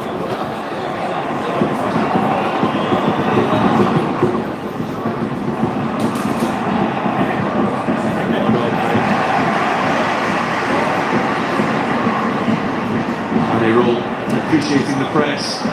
Mark O'Neill goes out to ask for a bit of calm. That is a lot easier said than done out there. There's still 2 men down. Moore and Negret. Scales now motoring forward down Celtic's left. Tzenecti. Still Negret remains down in the Celtic half. Rangers have Mama Diamante that is also laid out, both now getting back to their feet. McCarron has it. Skills. Skips delivers, Maeda goes for it. Last touch comes off. Nasser Giga and Celtic have their first corner. Better from Celtic, good ball in from Scales. And Maeda attacks the front post really well. Really good defending from Giga. If he doesn't get a touch on that yet, we get a tap in. Much better from Celtic. I mean, it's something we've seen in the past, especially since we've playing at 3 at the back, where James was getting forward, and he's got that capability of whipping in some decent balls out of the box. Well, Mohamed Diamonde was having a big issue just on the halfway line, and he struggled to get back to his feet. He's now got his defensive duties to tend to. Luke McCowan will take this corner kick. Scales goes front post and misses everyone until Fernandez knocks it out and Celtic can try again. Delivery's got to be better. Scored actually from that the other day against Aberdeen, but yeah, the delivery's got to be far better. From Luke, a bit more head on it, give the boys a chance to go and attack it.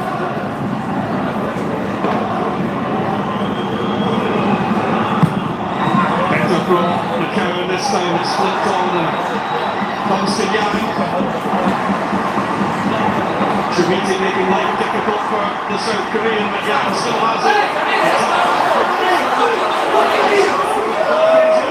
The Rangers have the break now. Treviti floats it out to Scotland, and that's a great one.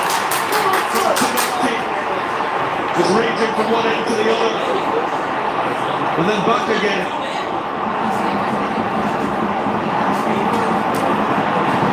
I mean, to me, he's got 8 foot there. It wasn't fairly, he didn't pull it back, I must admit. He does really well to then switch the play under pressure. Scott Wilson has to come and meet the ball. Don't allow it to come, he go and be on the front foot.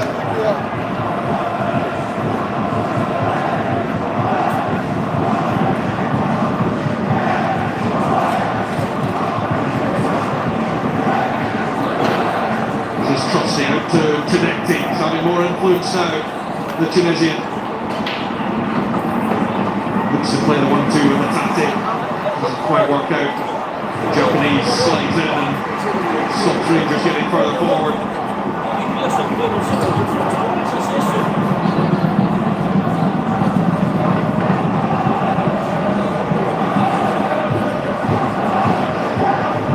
Last half an hour that has raced by.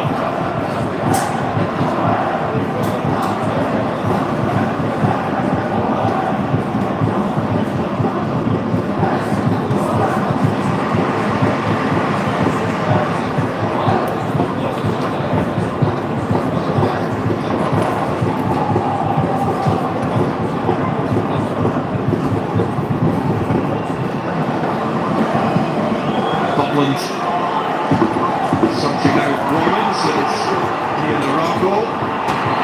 A bit of a face-off. Yeah, don't mind it. Just a little bit of a coming together.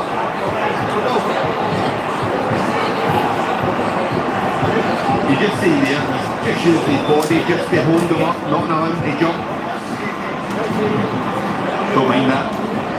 Yeah, there's a bit of personality, a real. I think he's prepared really well so far in this game. Stepped up to the challenge quite well. He's been under a bit of pressure, but he's dealt with those things that come down his side. I can see a bit of personality in the player as well. Yeah, of course. I mean, Rangers have been strong down this left-hand side. A lot of good plays come from there. And Rangers get away with it. That's better than yeah, that's better. And that might just put a wee bit of might just change the tempo of the game a little bit. Jack Button, you need to know, don't you? You know your players, you know he's going to close you down at pace. You need to get rid as soon as possible.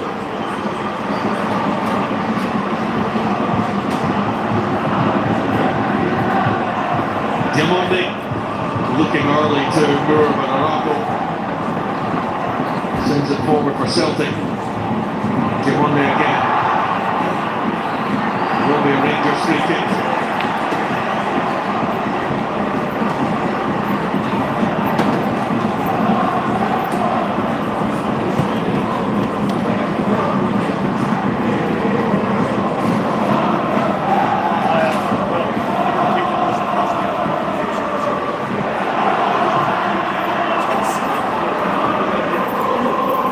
Fernandez.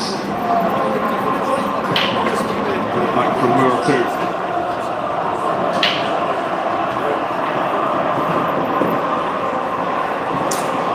On the top looking for Sterling. It's a huge outstone. We'll take beyond him. just watching Danny Rule down there, and he's getting a little bit frustrated when Fernandez gets the ball. He wants him to play it really quickly and he makes the move on this left-hand side, because that's when he's got the space. He takes far too long, and when he gives him the pass, then Celtic will close the gap. Quite a few searching looks there amongst the Celtic defence. That one certainly didn't go according to plan from the goal kick. It seems here that Celtic are a little bit in between two different styles. Like, one minute you see them trying to play it from the back, and then they just play it back to Sansalo, then next minute they're going long. They're kind of stuck in between. Well, you know what, for the last 7 minutes of a decent territory, maybe which they didn't have for the first 20. And I Rangers, I felt have come off it a little bit. You know, they're just not as clean in possession, but this is better from them. Giamatti goes down and no free kick. Cemente now looks to utilise the pace of Maeda, but Fernandez well positioned.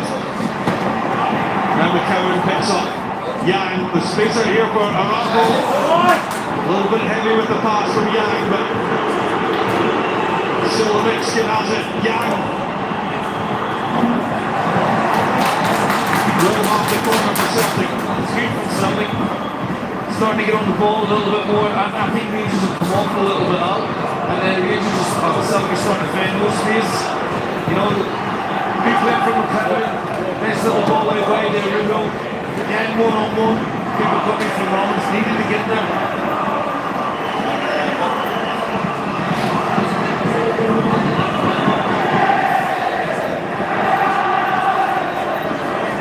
McCowan this time to deliver an in-swinger.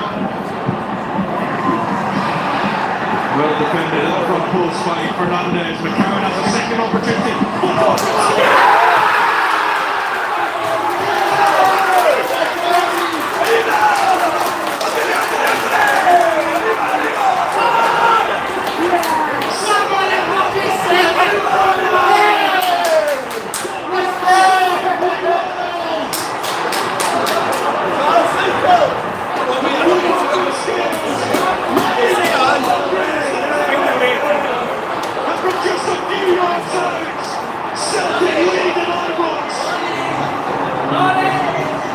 Well, initially it was a good ball in, well defended by Fernandez, but this is a good ball again from McCowan. Right on the money. Skills is the one gets a touch, and it's a brilliant header from Maeda. Absolutely brilliant, and I think that's what Celtic fans have been crying out for this season. From big player in big games, he's come up with a big moment, and it's going to be Jack, I'm sure. Jack Butler doesn't see it till late. There's a lovely ball in from McCowan. Beautiful touch from Scales. What's a finish? Maybe the goalie should be better on it. Yeah, possibly, but I'm just looking at it and thinking, how does he get free? Like, you see Chumity there? Just, I think he has to be around there to react on the back four at the time. I know he's not a defender, but you have to react better and know who's in behind you. Communication is key, but you can't go come out and just clear everything out. Well, it's all about coming out for him, but I think it should be better maybe with the Maeda header because the channel, but the power maybe doesn't. But he's got two hands on it almost, he's pushed it against the post. But sometimes when you get that little touch at the near post, it can run foot defenders, and Maeda's got the ball first. So it's a big moment in the game here, really. Well, the lines are being drawn back at VAR HQ. Andrew Dallas and Matthew McDermott out with the pens and the rulers. It may be Skills on the This is going to be overturned.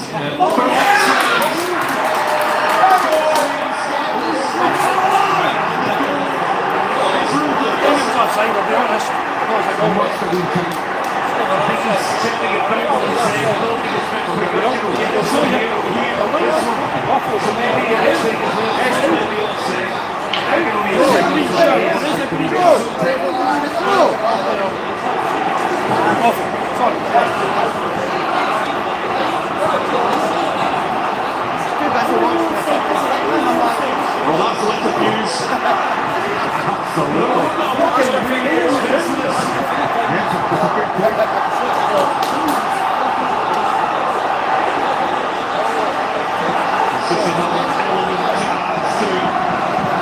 This incredible, ferocious atmosphere. Maeda denied. And Skills came back from an offside position. Arthur stubs that one clear. Sterling gets there into Nicky and will chase this down. Put pressure on Liam Scales. He reaches it. Pure pace and drive just to close them down, not allow them to clear the ball, and you end up winning your team a corner. And you see the reaction from the crowd there.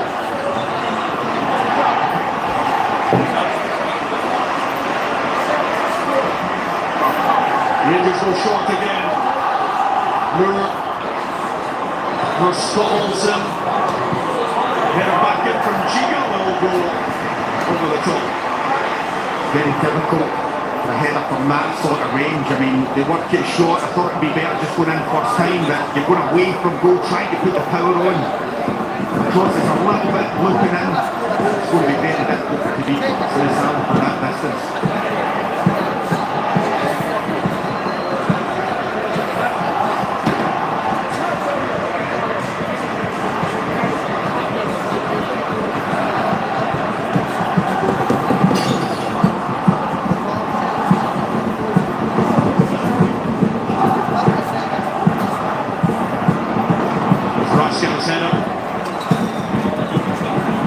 Trusty back up for Yang, and Maina will chase this.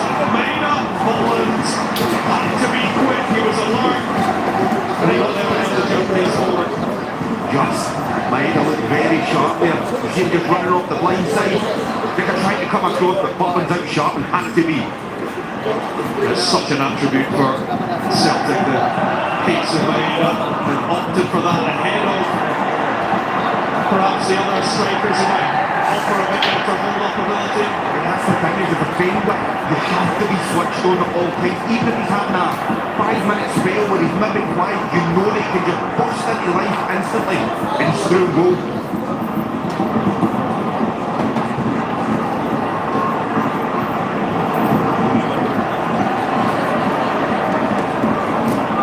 It's over 5 minutes to go in this first half.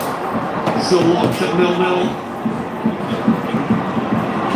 These two battle to join Falkirk and Dunfermline Athletic in the semi-finals at Hampden Park next month.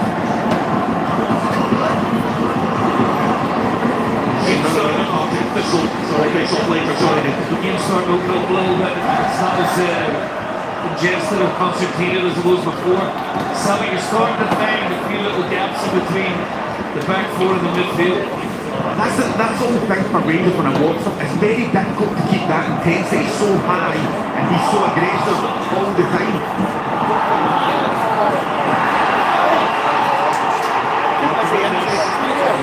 Not happy with this is not that one.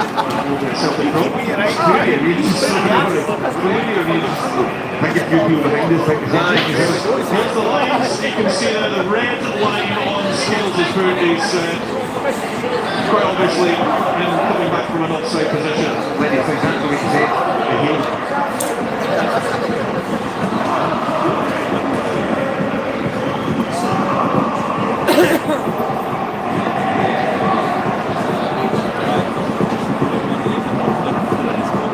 Scales up to Necti as well to feed that into McCowan, but going away straight to Giga. Now Rockle gets there ahead of Moore.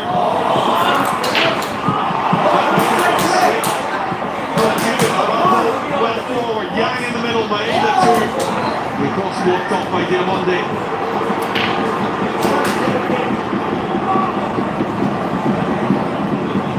Can one of these two gain the ascendancy before half time?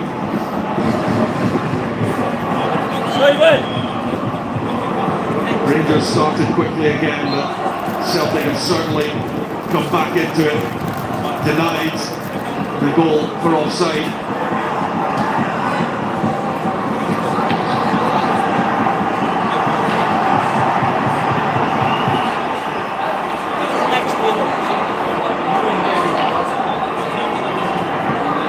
To Rio Hatate.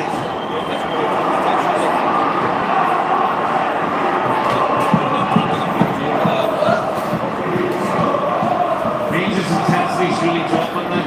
It's a good spell for Celtic.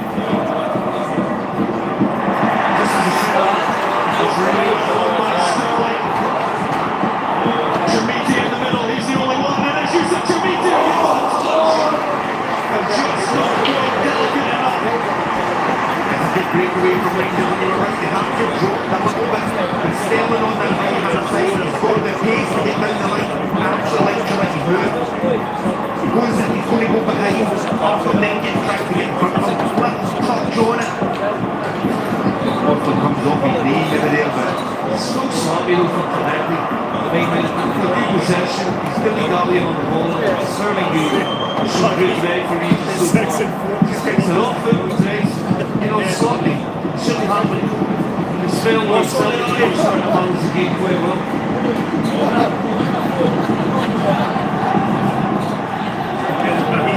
Just got that on the back of the set from Naderi. Moves with the Germans, pick up the loose ball.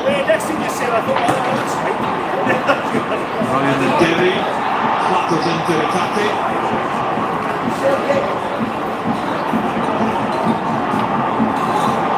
We can't expect this to be stopped. As Tati is stayed down.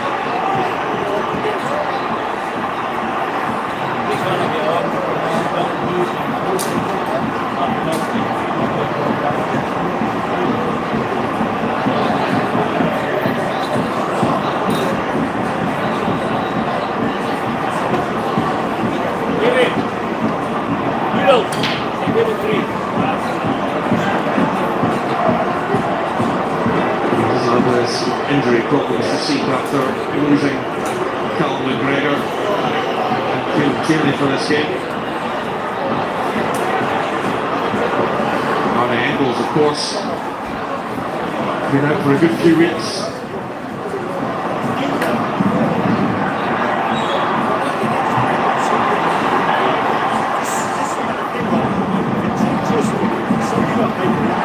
Challenging Sterling. Giga, and then Termiti gets it ahead of Arthur, won by Moore as well. Scales goes down by Scholes. Good pressure from Rangers, keeping it in the Celtic half. Just at times, just missing a little bit in the final third. Quality, yeah. The game's kind of out. Even both sides, just that last little bit of decision making.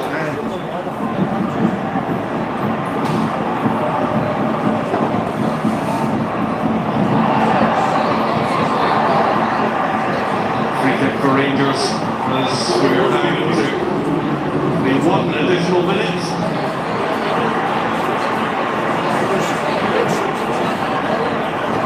It'll be a good time to score for Rangers. I just think the temperature of play has dropped a little bit. Something I think that we could see this, I think Martin O'Neill were pretty happy with 0-0 at half time. And more to come from Celtic in the second half.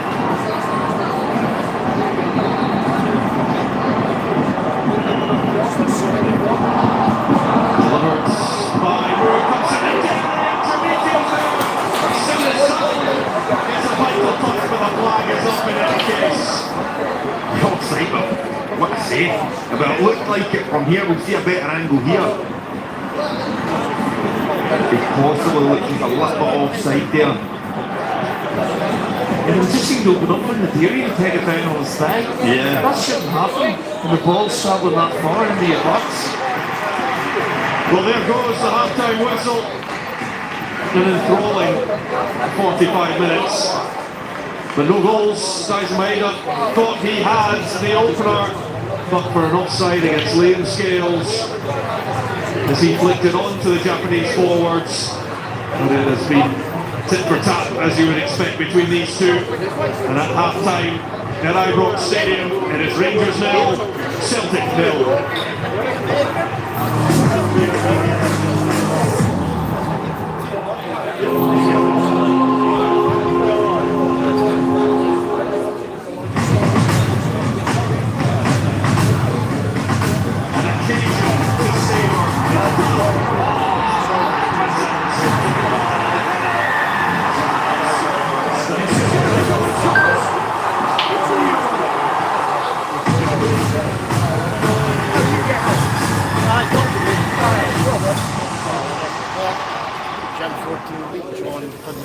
I can clean your teeth, but I can't wash your whole mouth. Yeah, with toothbrushes, not mouth brushes. We need backup.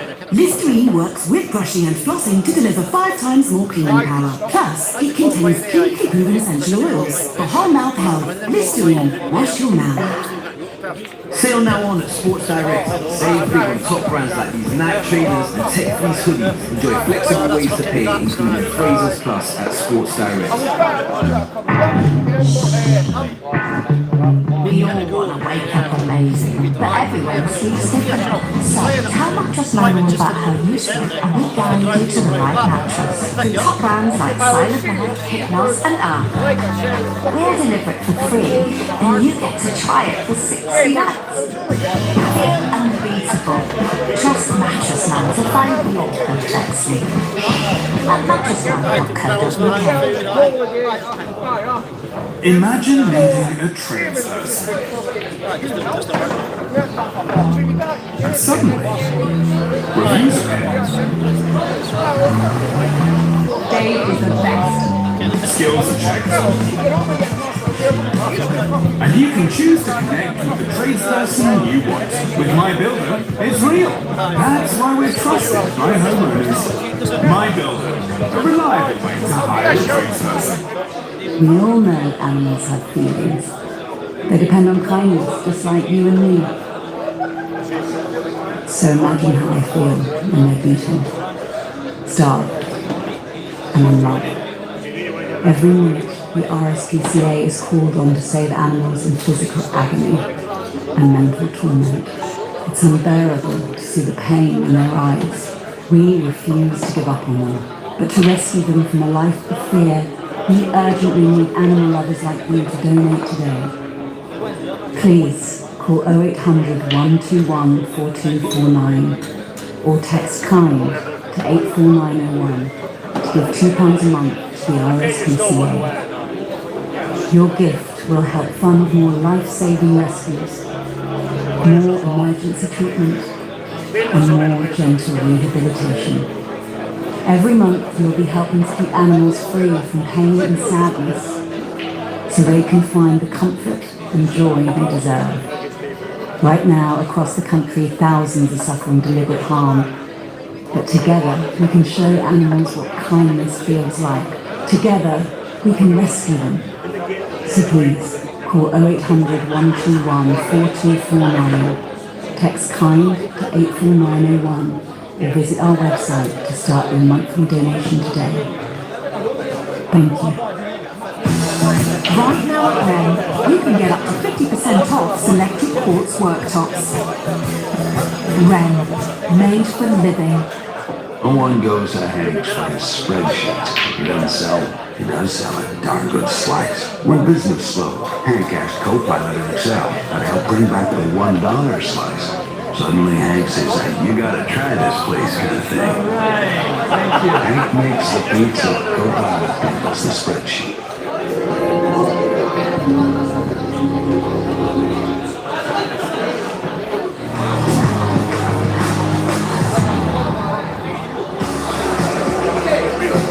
Welcome back to Ibrox, where it's half-time between Rangers and Celtic. But let me mark your card about some huge news, because Premier Sports is hosting the ultimate World Cup fans over stream. And guess what? You are invited. We're bringing the atmosphere of Blue Head League for Scotland's massive group stage fixtures. Scotland against Morocco on June the 19th, and Scotland against Brazil on Wednesday the 24th of June. Now the doors open at 6 p.m. each day for a massive pre-match build-up. That's before kick-off at 11 o'clock. There will be nice to remember as well, with entertainment hosted by Chris Forth, known as the Third Murray Brother, live podcast by the Sunlap team, and it'll be broadcast live on Premier Sports with a panel of Scotland legends. Tickets start from just £20 and beer hall tables are available for £122 for 4 people, and that includes table service. Visit greyheadarena.co.uk to secure your spot. Here at Ibrox, no separation of Rangers and Celtic. It's been a goalless first half. Michael, what did you make of that action? Rangers took the early possession, but Celtic coming back into it.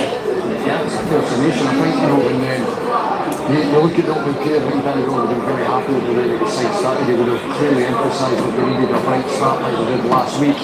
The only thing that obviously didn't come was a goal. And I think when you're playing that way, you're building momentum, you're trying to get wave after wave of attack. It needs to come to a crescendo to get a goal, and it just felt as if it peaked at the gates lately. Celtic started to get a bit of a foothold, and the other side, you feel like they've finished stronger in the half there. Just wonder whether, that will make changes. I don't know. Scott Wilson again, it's another game where he's not had any real impact there. People worrying, I don't know why he's not involved. Contemplating perhaps he's going to look to maybe bring a little bit of energy like he has got, whether that would be for Scholars or not, I don't know. But certainly they need to get a goal to be able to continue that way that they're playing. Well, what Rangers started brighter of the two sides, and they had a penalty claim pretty early on in this one. It was Austin Trusty for a handball, but I mean, Scott, I think it was a great decision. Absolutely correct decision. If it's a penalty, then it's not going back up and go. They can't do anything there. He's got his hand in got an actual position. It's other one that's raised a little bit in his left arm, and of course then you've got a decision to make, but right here, no, it's the correct decision. It would be good, it would be weak. But I mean, the arm, he's making a movement there. That arm is not an unnatural position, although it will 100% be given. Yeah, I mean, I think perhaps we get back to the deliberate handball rule rather than a handball rule. That's a conversation for another day. Celtic did have the ball in the net, and Brimley stand went absolutely crazy. They got the guys in Maeda and put them ahead. But intervened once again, and you can see at the front of your screen there, Liam Scales against the flick, and he was deemed to be offside. Yeah, he was offside. It was one of the kind of rare times where Celtic were getting off the pitch and having some form of control in the game to get a couple of corners. Good ball in the box, but Scales was boxing just up left, right, offside.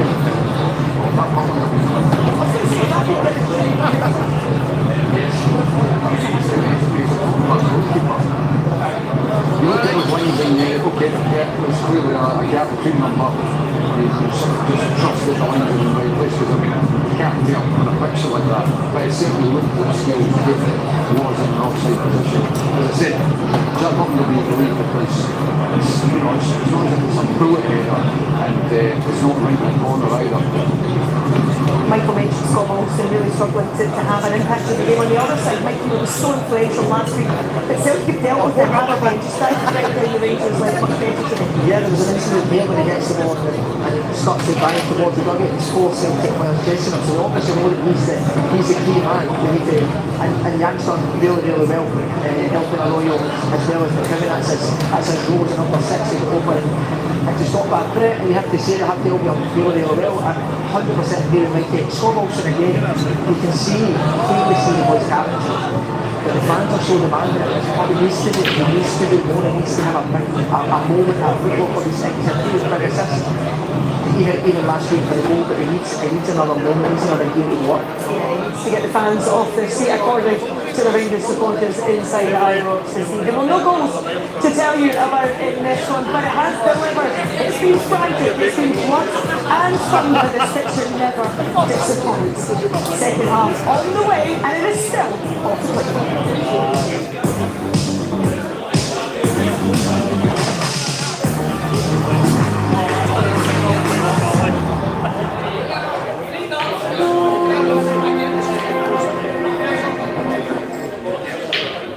We're all just reaching for something. We can all see meaning.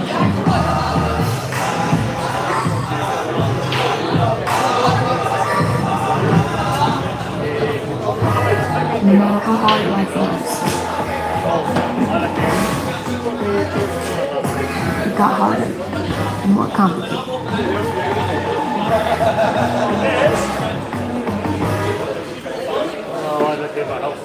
Did you know you only have 2 streets tonight? Go. You can use trip down the back street here. Organize a family holiday. Invite the squad. I realized maybe we were made to go at different speeds.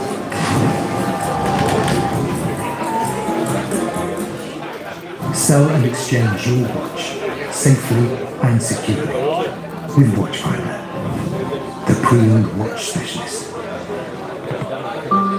Please, can you send someone else? The poor thing is so skinny, I don't think he can walk. The poor thing. This is awful. Okay, let me take an address.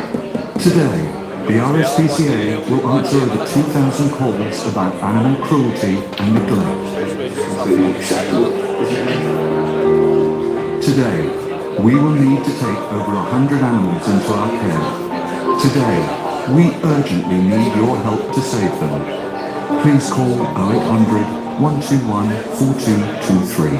Every minute of every day, animals are suffering heartbreaking cruelty and neglect. Every day, our team works tirelessly to save them. A gift of just £2 a month will help us do even more. Answer more calls, rescue more innocent animals, and provide more life-saving treatments. But today, animals are suffering terrible abuse and neglect. Help us save them. He's just been left tied up, I think. Poor thing's got no hair on it. He's in a terrible state. Today, please call 0800 121 4223 or text TODAY to 88008 and give £2 a month. That's 0800 121 4223. Thank you.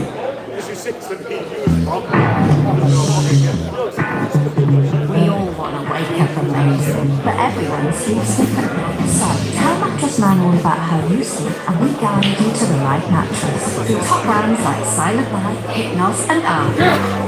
We'll deliver it for free and you get to try it for 60 nights. Feel unbeatable. Trust Mattress Man to find your perfect sleep. At mattressman.co.uk. I look after mats. You should too. People think protection only matters on pitch. Different arenas, same problem. The solution, step one. Anti-chafing comfort built for performance. It's all about protecting what's important. So protect your products. Get step one. Right now at Wren, you can get up to 50% off selected quartz worktops. Wren, made for living. And what a spectacle. This one has something a little different. The fire has been stoked over decades, looking at the rivalry from Louise and Virgo. Now into the already look to write another chapter in the history between these two great clubs.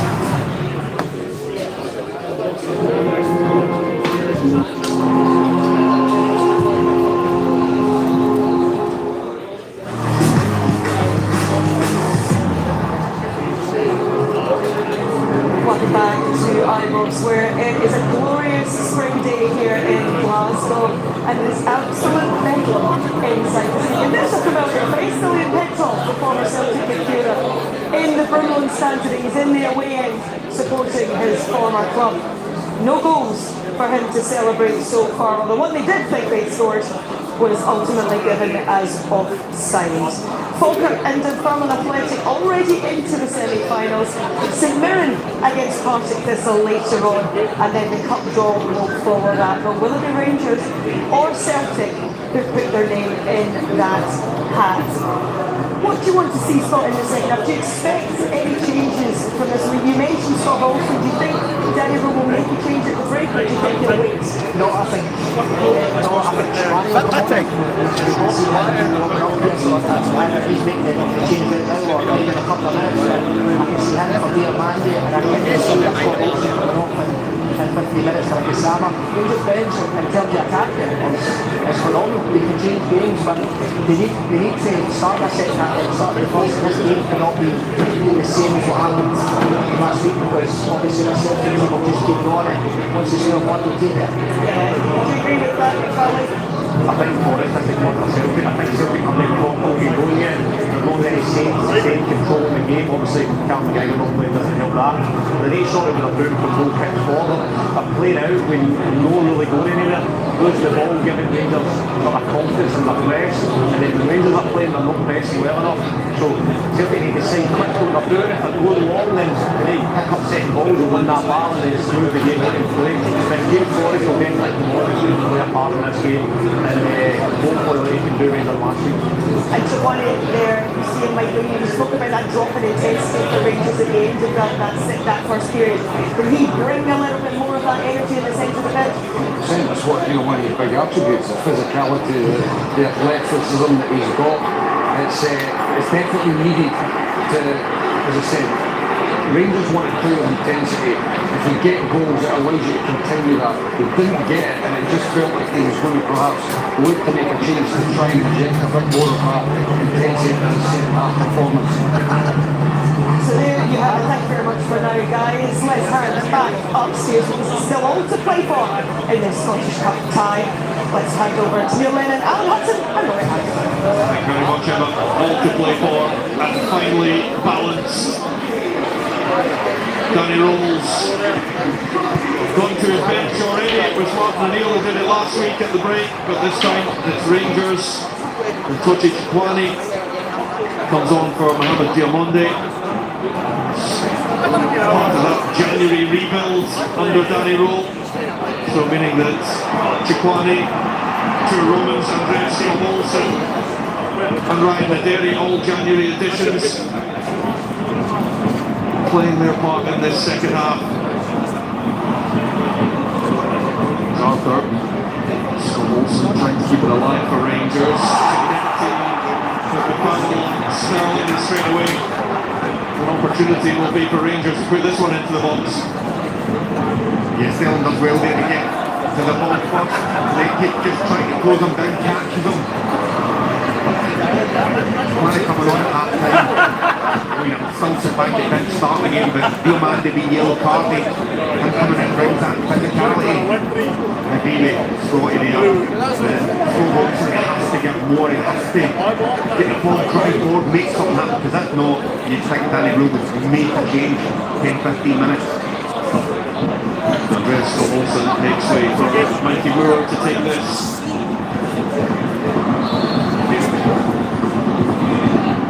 Moore delivers to the back post. But he got the final touch, but it will in fact be a Celtic goal kick. It's a real dangerous ball in. You're just looking for something to go and attack it there.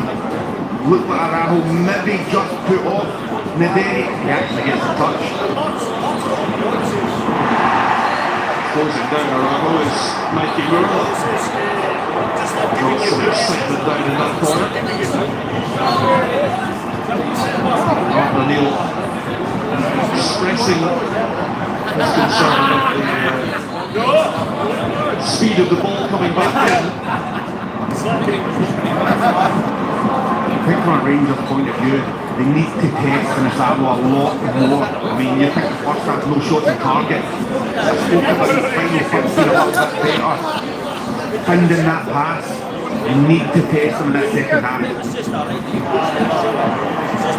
In the last 12 Scottish Cup meetings between these two, the winner has gone on to lift the trophy on 10 occasions. Zanetti looking for Negrin, who will get there ahead of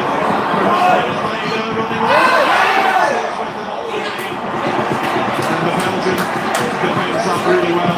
That's a good move from Sunday. Goes from the goalkeeper to play through. Lovely ball from Negrin.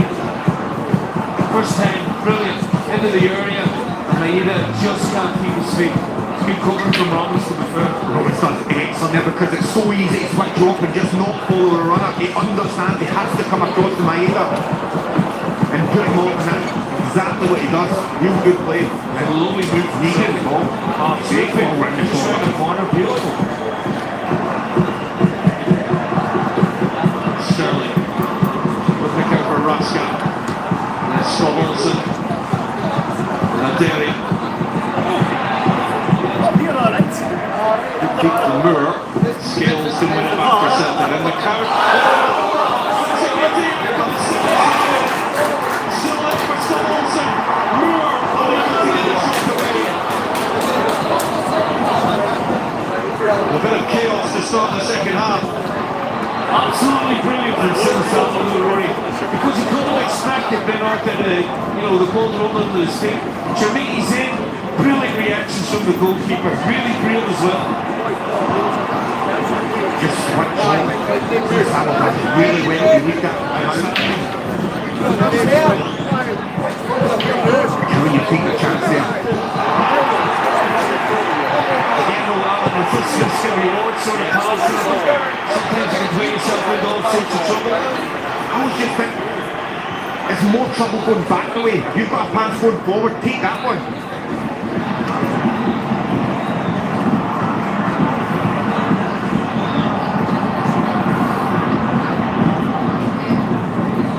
Robbins for Fernandez. Fernandez plays it through, Moore bursting onto it, looking to strike away from McCarron with the challenge, and he won the ball well.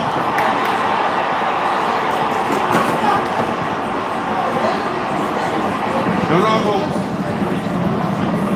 Fernandez blocks it off from Maeda.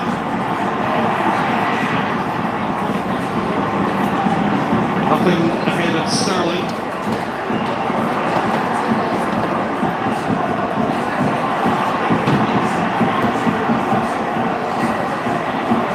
To Fernandez.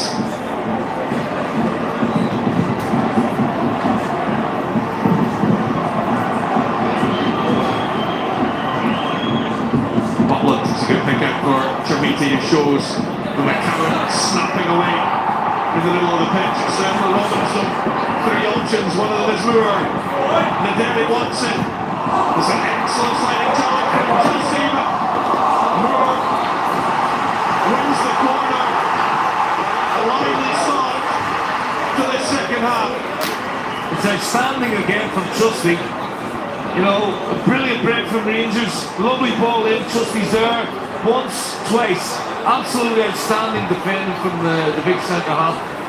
He's been the standout player for Celtic in that defence today. Two huge blocks. I think Arthur does just enough there just to put Mikey Moore off so he can't originally get that first shot. But then Trusty reacts again. He snips the danger.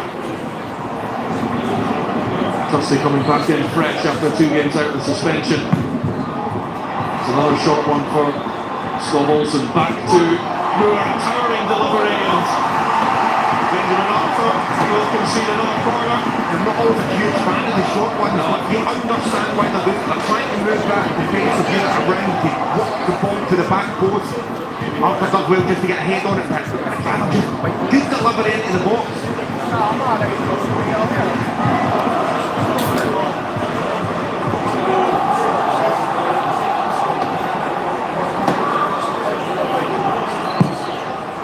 That's really cool.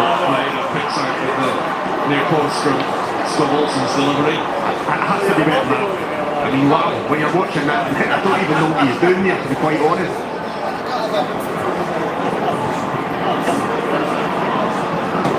He's come with a bigger reputation, Andreas Scott Olsen. He's not quite set the heather alight just yet at Ibrox.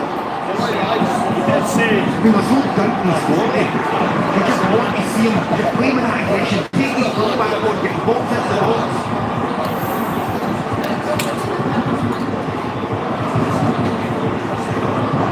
There is an option to buy should Rangers want to execute that. Comes at a hefty price tag.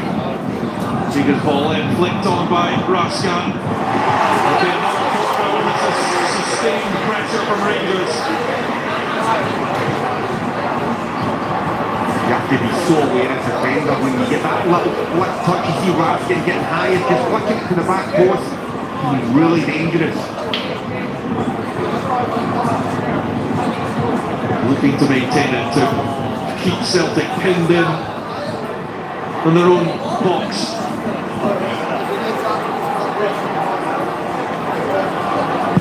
Moore takes this, Fernandez goes on! Stays on! Look for everything like Rangers are up at the scoring there. And look like Taneki to me at the back post, possibly. Clears it off the line, but a great ball into Mikey Moore. I think it was Fernandez. His first contact looks like it's going in. Well, there's a mismatch in the corners. I mean, Celtic are zone. Fernandez is going to pick up, I think, by a rule. So you get a run on it, you get some touch on it. Somehow, miraculously, Celtic kept it out somehow. But it's been, constant pressure again at the start of the second half of Rangers. Chikwani for Scott Olsen.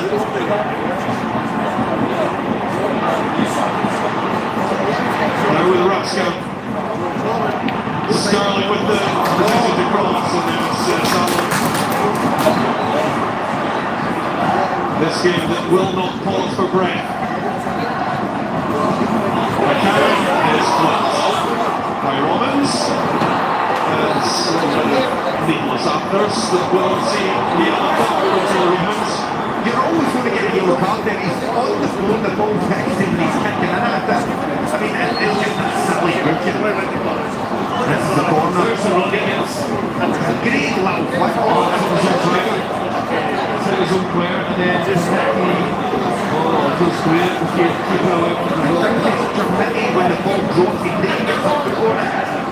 You can see there, next he just keeps it out. But the better block for Ronald Fernandez better, because he's such a powerhouse. And you know, it's such a mismatch, so because he's so big, somebody needs to try and stop the run coming in. He scored a number of goals this season from corners. You know how dangerous it is. Absolutely. And the size of him, if he gets a run on you as well in the league, it's going to be very difficult to stop. Maida chasing this one. Comes out back. There's just two players running for the ball. We suggest Maida's come on second base here. Yeah, looks like he's come off first, but it has to go back. It's a through ball. Button's coming out. He reads the situation. Maida's going for it. And it looks a sore one, to be fair. But both players got the right to go for that there.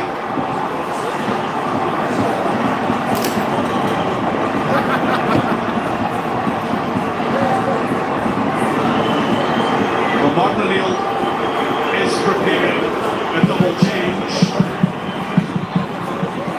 Maida back to his feet. It's Thomas Chivanchara and Alex Oxlade-Chamberlain that will be coming on.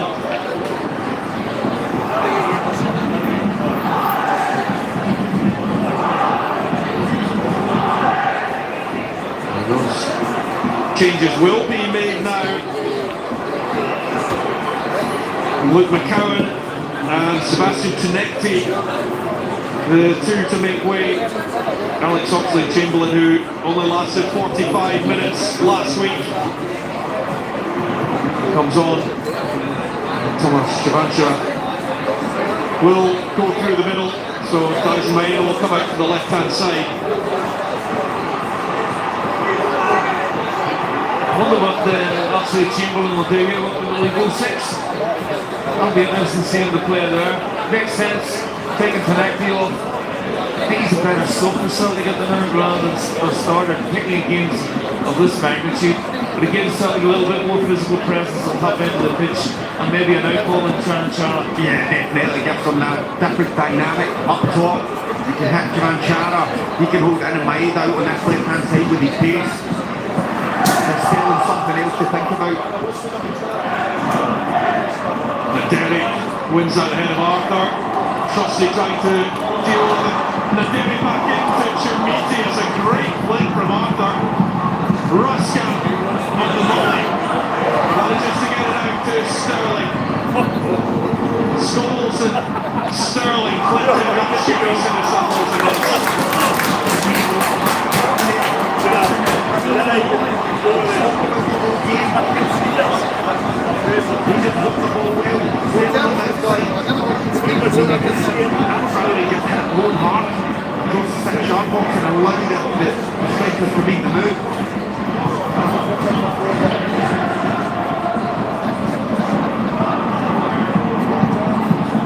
Chikwani falls off Negro. Sterling. And Scott Olsen can do is look to chase it down and make life difficult for Scales. Chivanchara, different prospect for Gigan Fernandez, who takes a chance.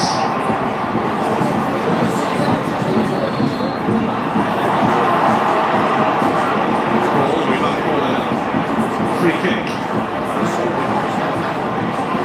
Game's in the balance. You know, they don't even go like really could be a bit of brilliance or a mistake, but the game's in the balance. It's really tense out there.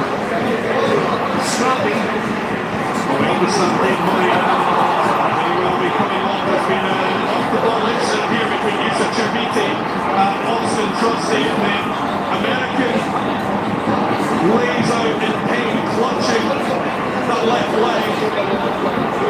I think that Robertson's had a good look at it, or I think he's seen what else in there. Chibanchara too. We saw a bit of push and shove at the end of the 90 minutes. The wind sounded. Yeah, absolutely. Where the middle is. Get that atmosphere out there. We need to see it again. I don't know exactly what happened between Thursday and Jermaine. We'll get a better view here. Oh, he's trying to hit the ball and he gets nowadays, seriously.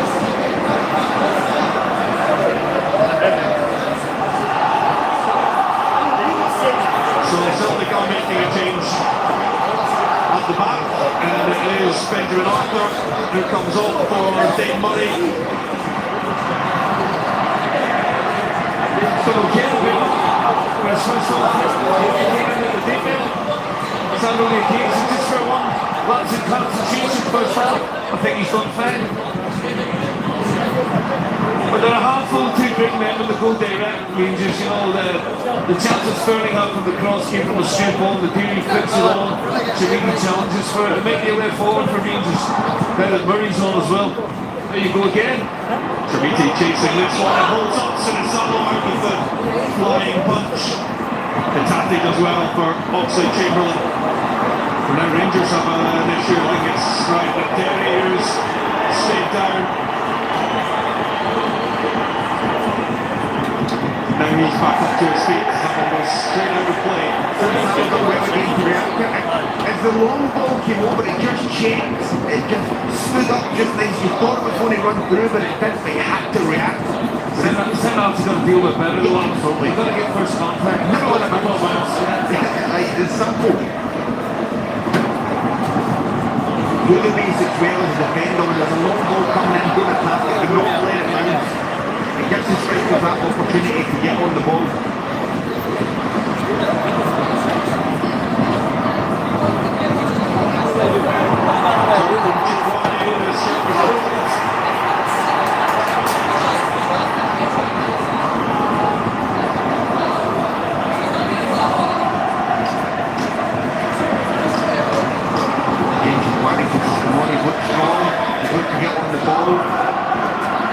He's got that physical presence, he's going to drive the team forward.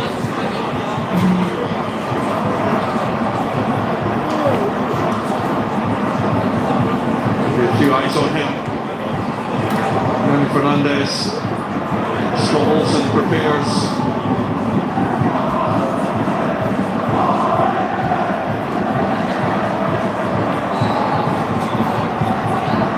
It's the delivery from the Dane. Giga tries to keep it alive, but the flight on the ball in from Scott Olsen always left him with a lot to do. Has to be so much better than that, Rory. A guy has quality. Oh my God! Oxlade Chamberlain. Roberts gets back to make up for his mistake.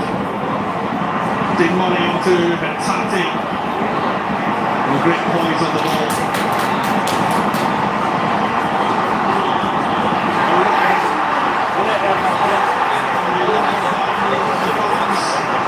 Really enjoying that battle. Just went up there, but fans, they really enjoy that coming together, the battle between players. Awful delivery from Scott Olsen, though. You can't really disappoint the manager. They've got a free kick and a green area, and it's just been floating to it. Well, you've got that one there that we see in the corner, not long, just before it, along the ground. It has to be better when you've got that sort of quality. I mean, this could be the difference, set play. The game's not really attritional then. Yep. Rangers are trying to really force it physically. Celtic are standing up there quite well. It's in the balance. Frustration for Sterling. Rangers didn't have that energy to go the full tilt for 90 minutes. Last week, I wonder if they saved a little bit in reserve.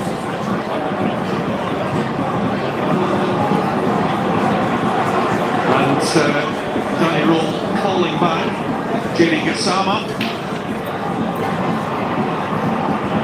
Chivanchara.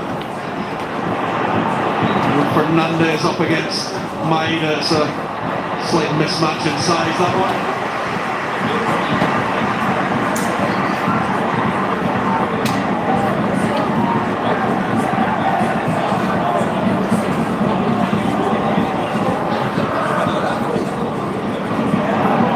By skills of Nadiri. I'm hoping this. I mean, they might be short on quality in certain areas, but both teams are having a real good go. They're really working hard. It's really attritional right there now. Draw won't settle this week. Has to be a winner. Buckland gets it away before Chivanchara could have an effect. Garago. And that's what you want to see about fight within the game. Hardship, what it means to these players. The body language of both sets of players, and they're both really up for it. The Angels are trying to force themselves, you're trying to stand up to it. Another change here, Rory. So fresh lights out wide for Rangers. Katie Gassama replacing Andreas Skol-Olsen. See, will start on the right hand side. But this gives Scale something to think about now. When you look at Skol-Olsen out on this right hand side, he's always looking maybe to feet, can he do a 1-2 or whatever it may be and deliver. Gassama's going to be direct. He's going to want to take on his opponent. That's what I would be telling him to do. First Scottish Cup quarter-final between these two since 2004 when Martin O'Neill's Celtic won at home 1-0 thanks to Henrik Larsson. Goal and one sits up again. Sinisalo well out for his goal. Chikwani pulls off Nigra. Chermiti with a lazy layup. Skills finds the Swede and Nigra. By Sterling, who may well he will pick up a yellow card. I don't think he was in the argument there. It's a clear yellow card. He's taking him back. Maybe he was away on the waist. Oh, exactly. He's away. I mean, he's down the line. If Sterling doesn't take this ball, the match is gone. Just before that, the ball up to Jamie, I think he has to do better. It's like a lazy flick round the corner. Hold it in, you've got runners off either side of you, and play a better ball. Today has such a huge bearing on the success of both these club seasons. They're in a right fight for the league title. Hearts leading the way in the Premiership.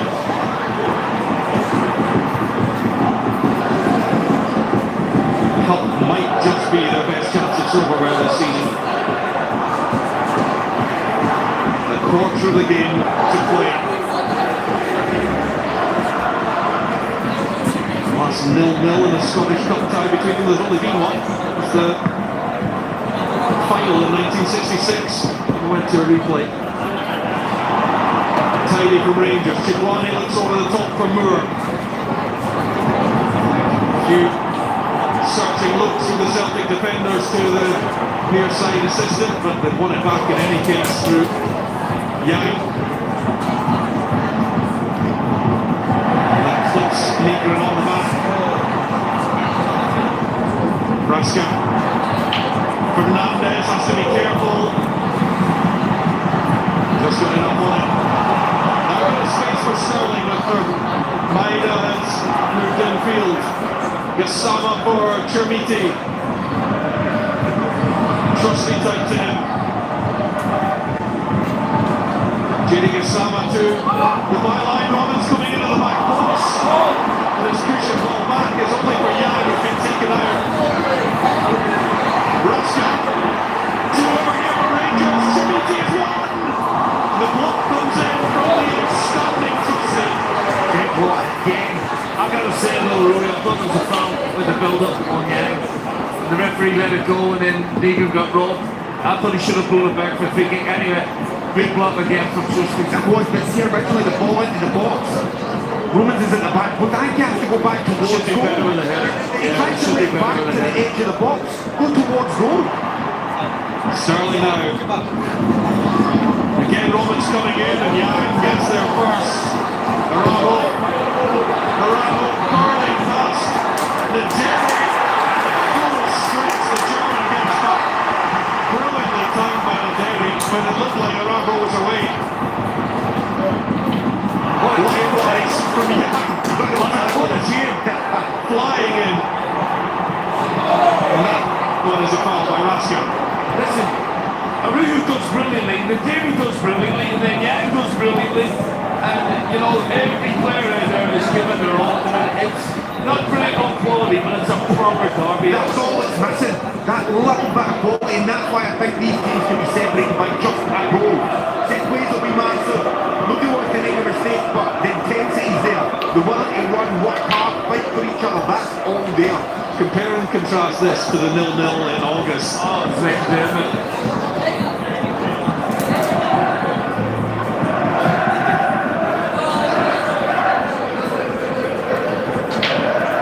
20 minutes to go before the ever-increasing possibility of extra time, but is there to be something dramatic, something heroic before then? Negrin, you absolutely would not bet against it.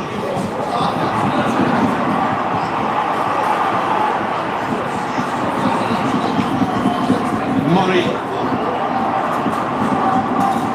And Yang. Romans takes it out rather simply. Chermiti. Back it comes to Chikwani. Sterling out to Gassama. He fancied the run off scales. Maida comes back to help out his captain. And again. Looking from there, yeah, he's back to his best today in terms of his work rate. Absolutely phenomenal work. The intensity that they're playing with, it's just great to watch. As you said, Rory, it's a 0-0, but you can't take your eyes off it at the minute. This time it's a foul.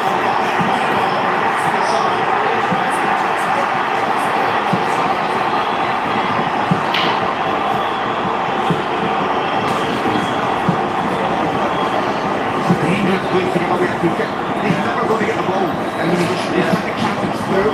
You're better just holding him up, just getting tight, don't allow him to turn. Don't give him that opportunity.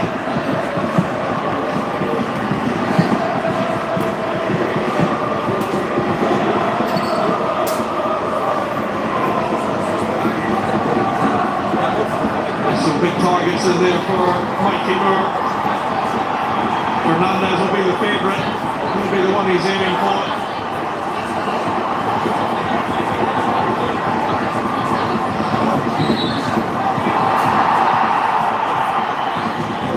Moore to take.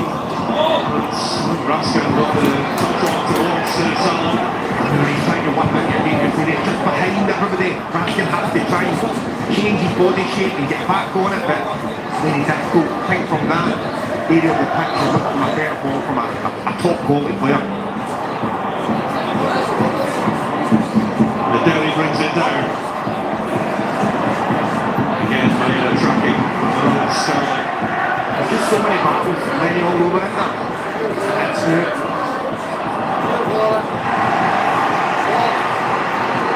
These two meet with such regularity in the cup competition. So often it happened, as we said, but since 2003, Celtic have only lost once in either cup to Rangers in 90 minutes.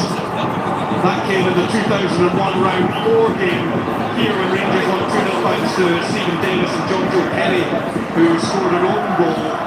In that time, Celtic have won 12 across the two competitions.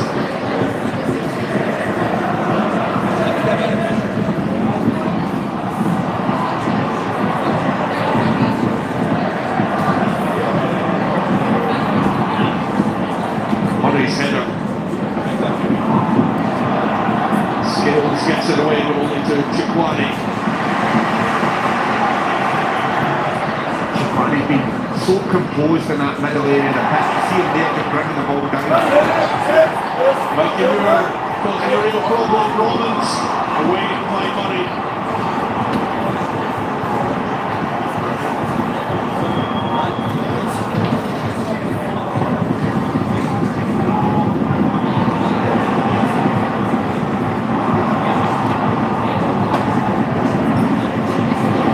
Sama. Cat and mouse with Maida. Fernandez for Sterling. Sterling's ball in, Chermiti the target, it's Moore. It was always going to be tricky to control that. Half chance, isn't it? You know, it's a terrible good shot from making Moore. Scored it quickly, he's not taking tackles, so it's just a half shot. He gets it all wrong. It's not that feature game, Alan, where it's tactics, everything's out the window. It's just we want some more now, isn't it? Absolutely. I mean, it's been on show that second half that they put absolutely every single ounce that's got into this game, but you just feel now, 15 goals to play. Look at that little bit of quality. Who can pick out that final pass?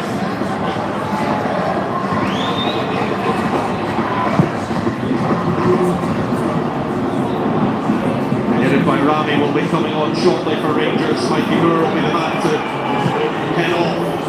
Sterling asking the Derry to chase, but Trusty finds Scales out at Tate, loses out to Gassama. Not much to aim for in the middle, but they are arriving now. Gassama will win the corner kick. I was just thinking, was there an opportunity there for Gassama just to play, and Mikey Moore made a good run into the box. Celtic done well just to close the gap, but they get a corner out of it. It's just again, absolutely magnificent for Celtic.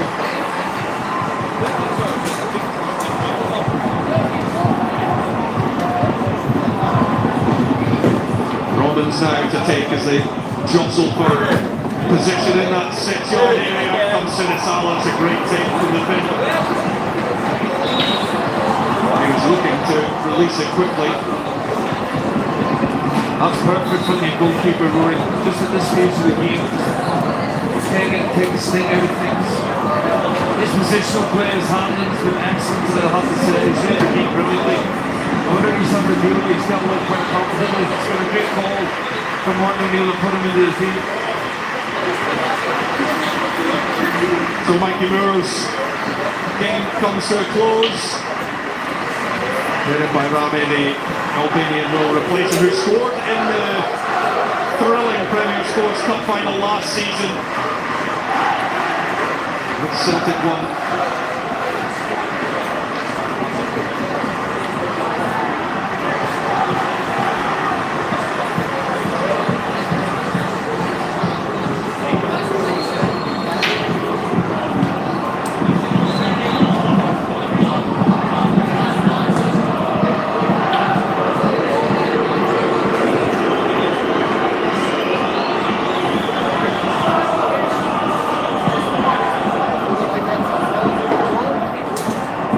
Goes Negrin, so too did Raskin. First involvement for Bayrami. Romans. Murray saw it all the way. Heavy off the chest though. Chermiti. And Bayrami. Chikwani. On the right foot. There is Hatate.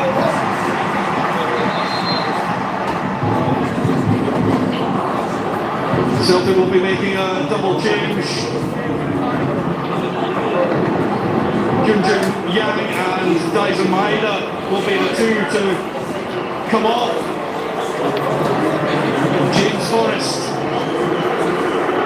comes on along with Joel Buka, making a surprise appearance.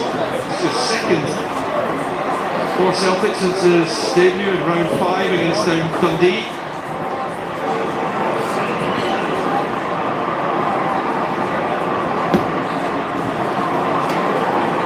Forrest coming on for his 37th Derby. He's won 6 times on this ground.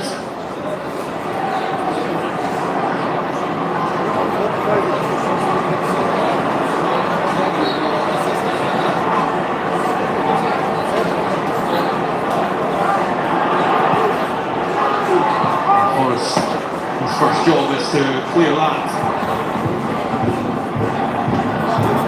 Raskin, the last man back for Rangers.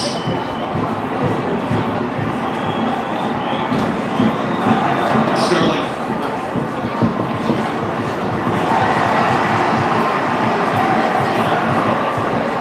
Sama wants to get on with things quickly, but options are limited.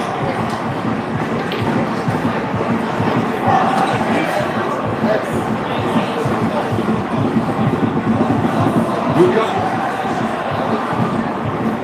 Moves it off Sterling.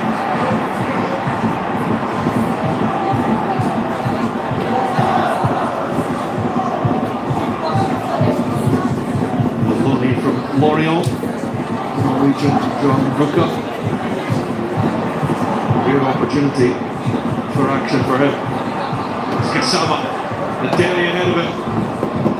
Tante blocks off the first attempted cross. Kasama in with the second. Negri lets it bounce. And Chikwani will drive that one over the top on the half volley. It's going to need to be something really special. They strike the ball from there and score. You see there, you understand to take the shot. But that's what he's best at beating us out of there. You just wonder who's going to blink first. I think in terms of territory, Rangers have had the better of it, that one in the second half. Chanchara, he needs to bring more to the game in terms of an outball for Celtic. I think the subs at Rangers have made it come okay. That's where he needs to do better. He needs to get dominated a bit by Fernandez. It's like Chamberlain. Straight to Bayrami. He's looking to make up for it and does get an important touch. Danger not over yet though for Celtic.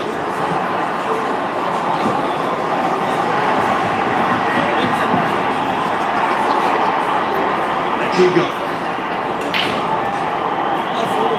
And Fernandez to Bayrami. Looks like Chamberlain finds Negrin.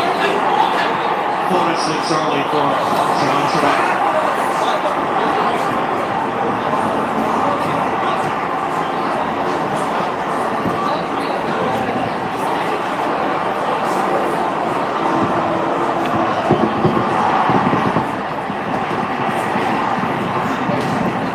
60 wins the header.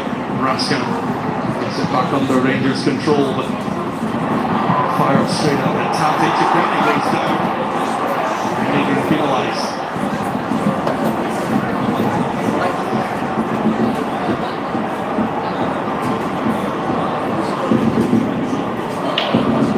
Eight minutes of the 90 remain.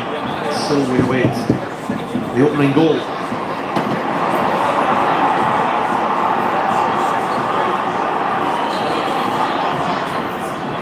Hasn't really been an afternoon for clear-cut chances so far. That's lazy from Chimney. Doesn't work hard enough to get back on set.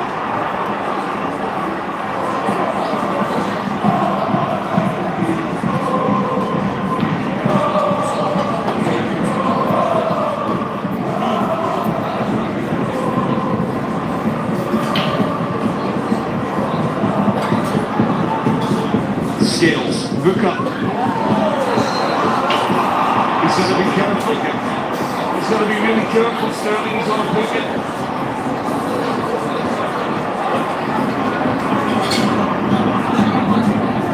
I just think that you don't have to make that challenge. Just go out and get time.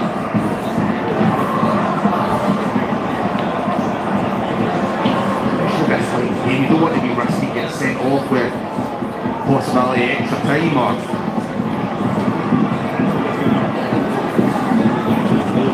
Tate into Oxlade Chamberlain. He does really well against Kasama. Raskin covering is Fernandez. Really a dominant display from him. Now Tate, Oxlade Chamberlain win it back from Chermiti. And the Davis not giving up. That'll be a Rangers thing. Tate. It's going to be the next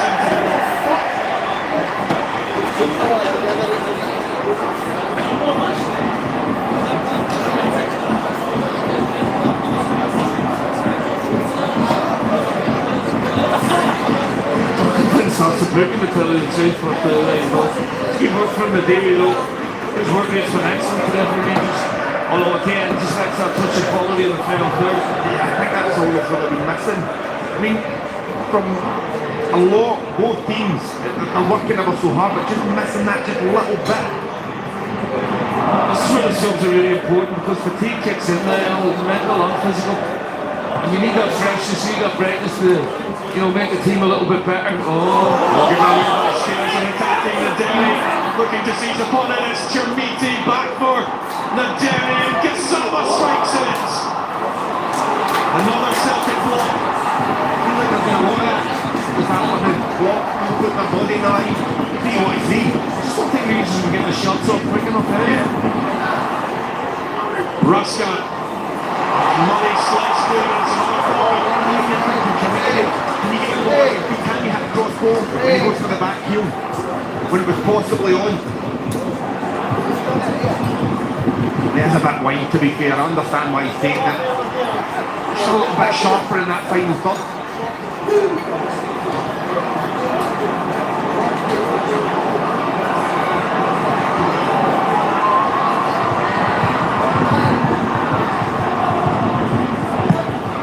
Robbins goes from post, Ruskan's back on. Kasama now up against Atati. Well defended by the Celtic player.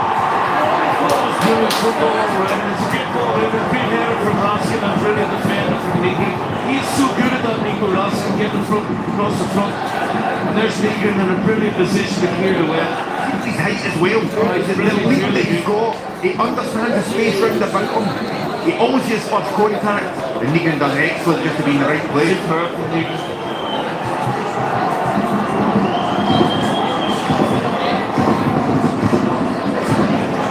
4 minutes to go. The battle for a place in the final four of the season's Scottish Cup. Shivanchura, Kantati, Ruka now. Giga is able to send it long. Out to Forrest. Chance to run Robbins. James Forrest. Fernandez again, being so steady at the back for Rangers. Now Chikwani to start. The attack on one side, Naderi. By Rami outside out, clear to the right defense, and Salah with the easy play.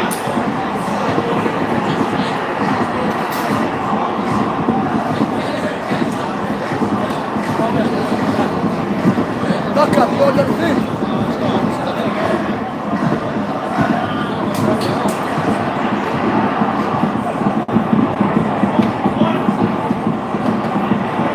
Kasama to Giga. Goes Trusty, targeted that one. Now Scales down the road, demanding more from his players. Oxley Chamberlain, straight to Fernandez.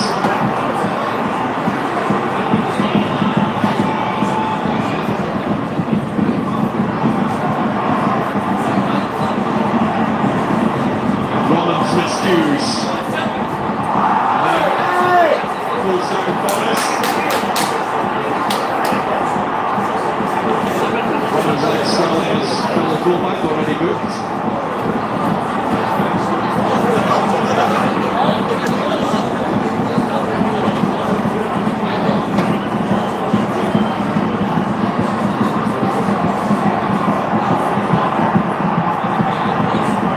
2 minutes left, Celtic go short to Oxley Chamberlain. Plenty forward here, and coming in is Austin Trusty. It's all the day, Celtic on the corner, and there's real relief in the away end. It's good delivery.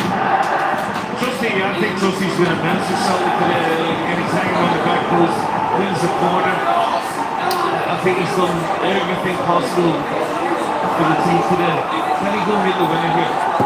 Would you like to think at this stage it would be winning?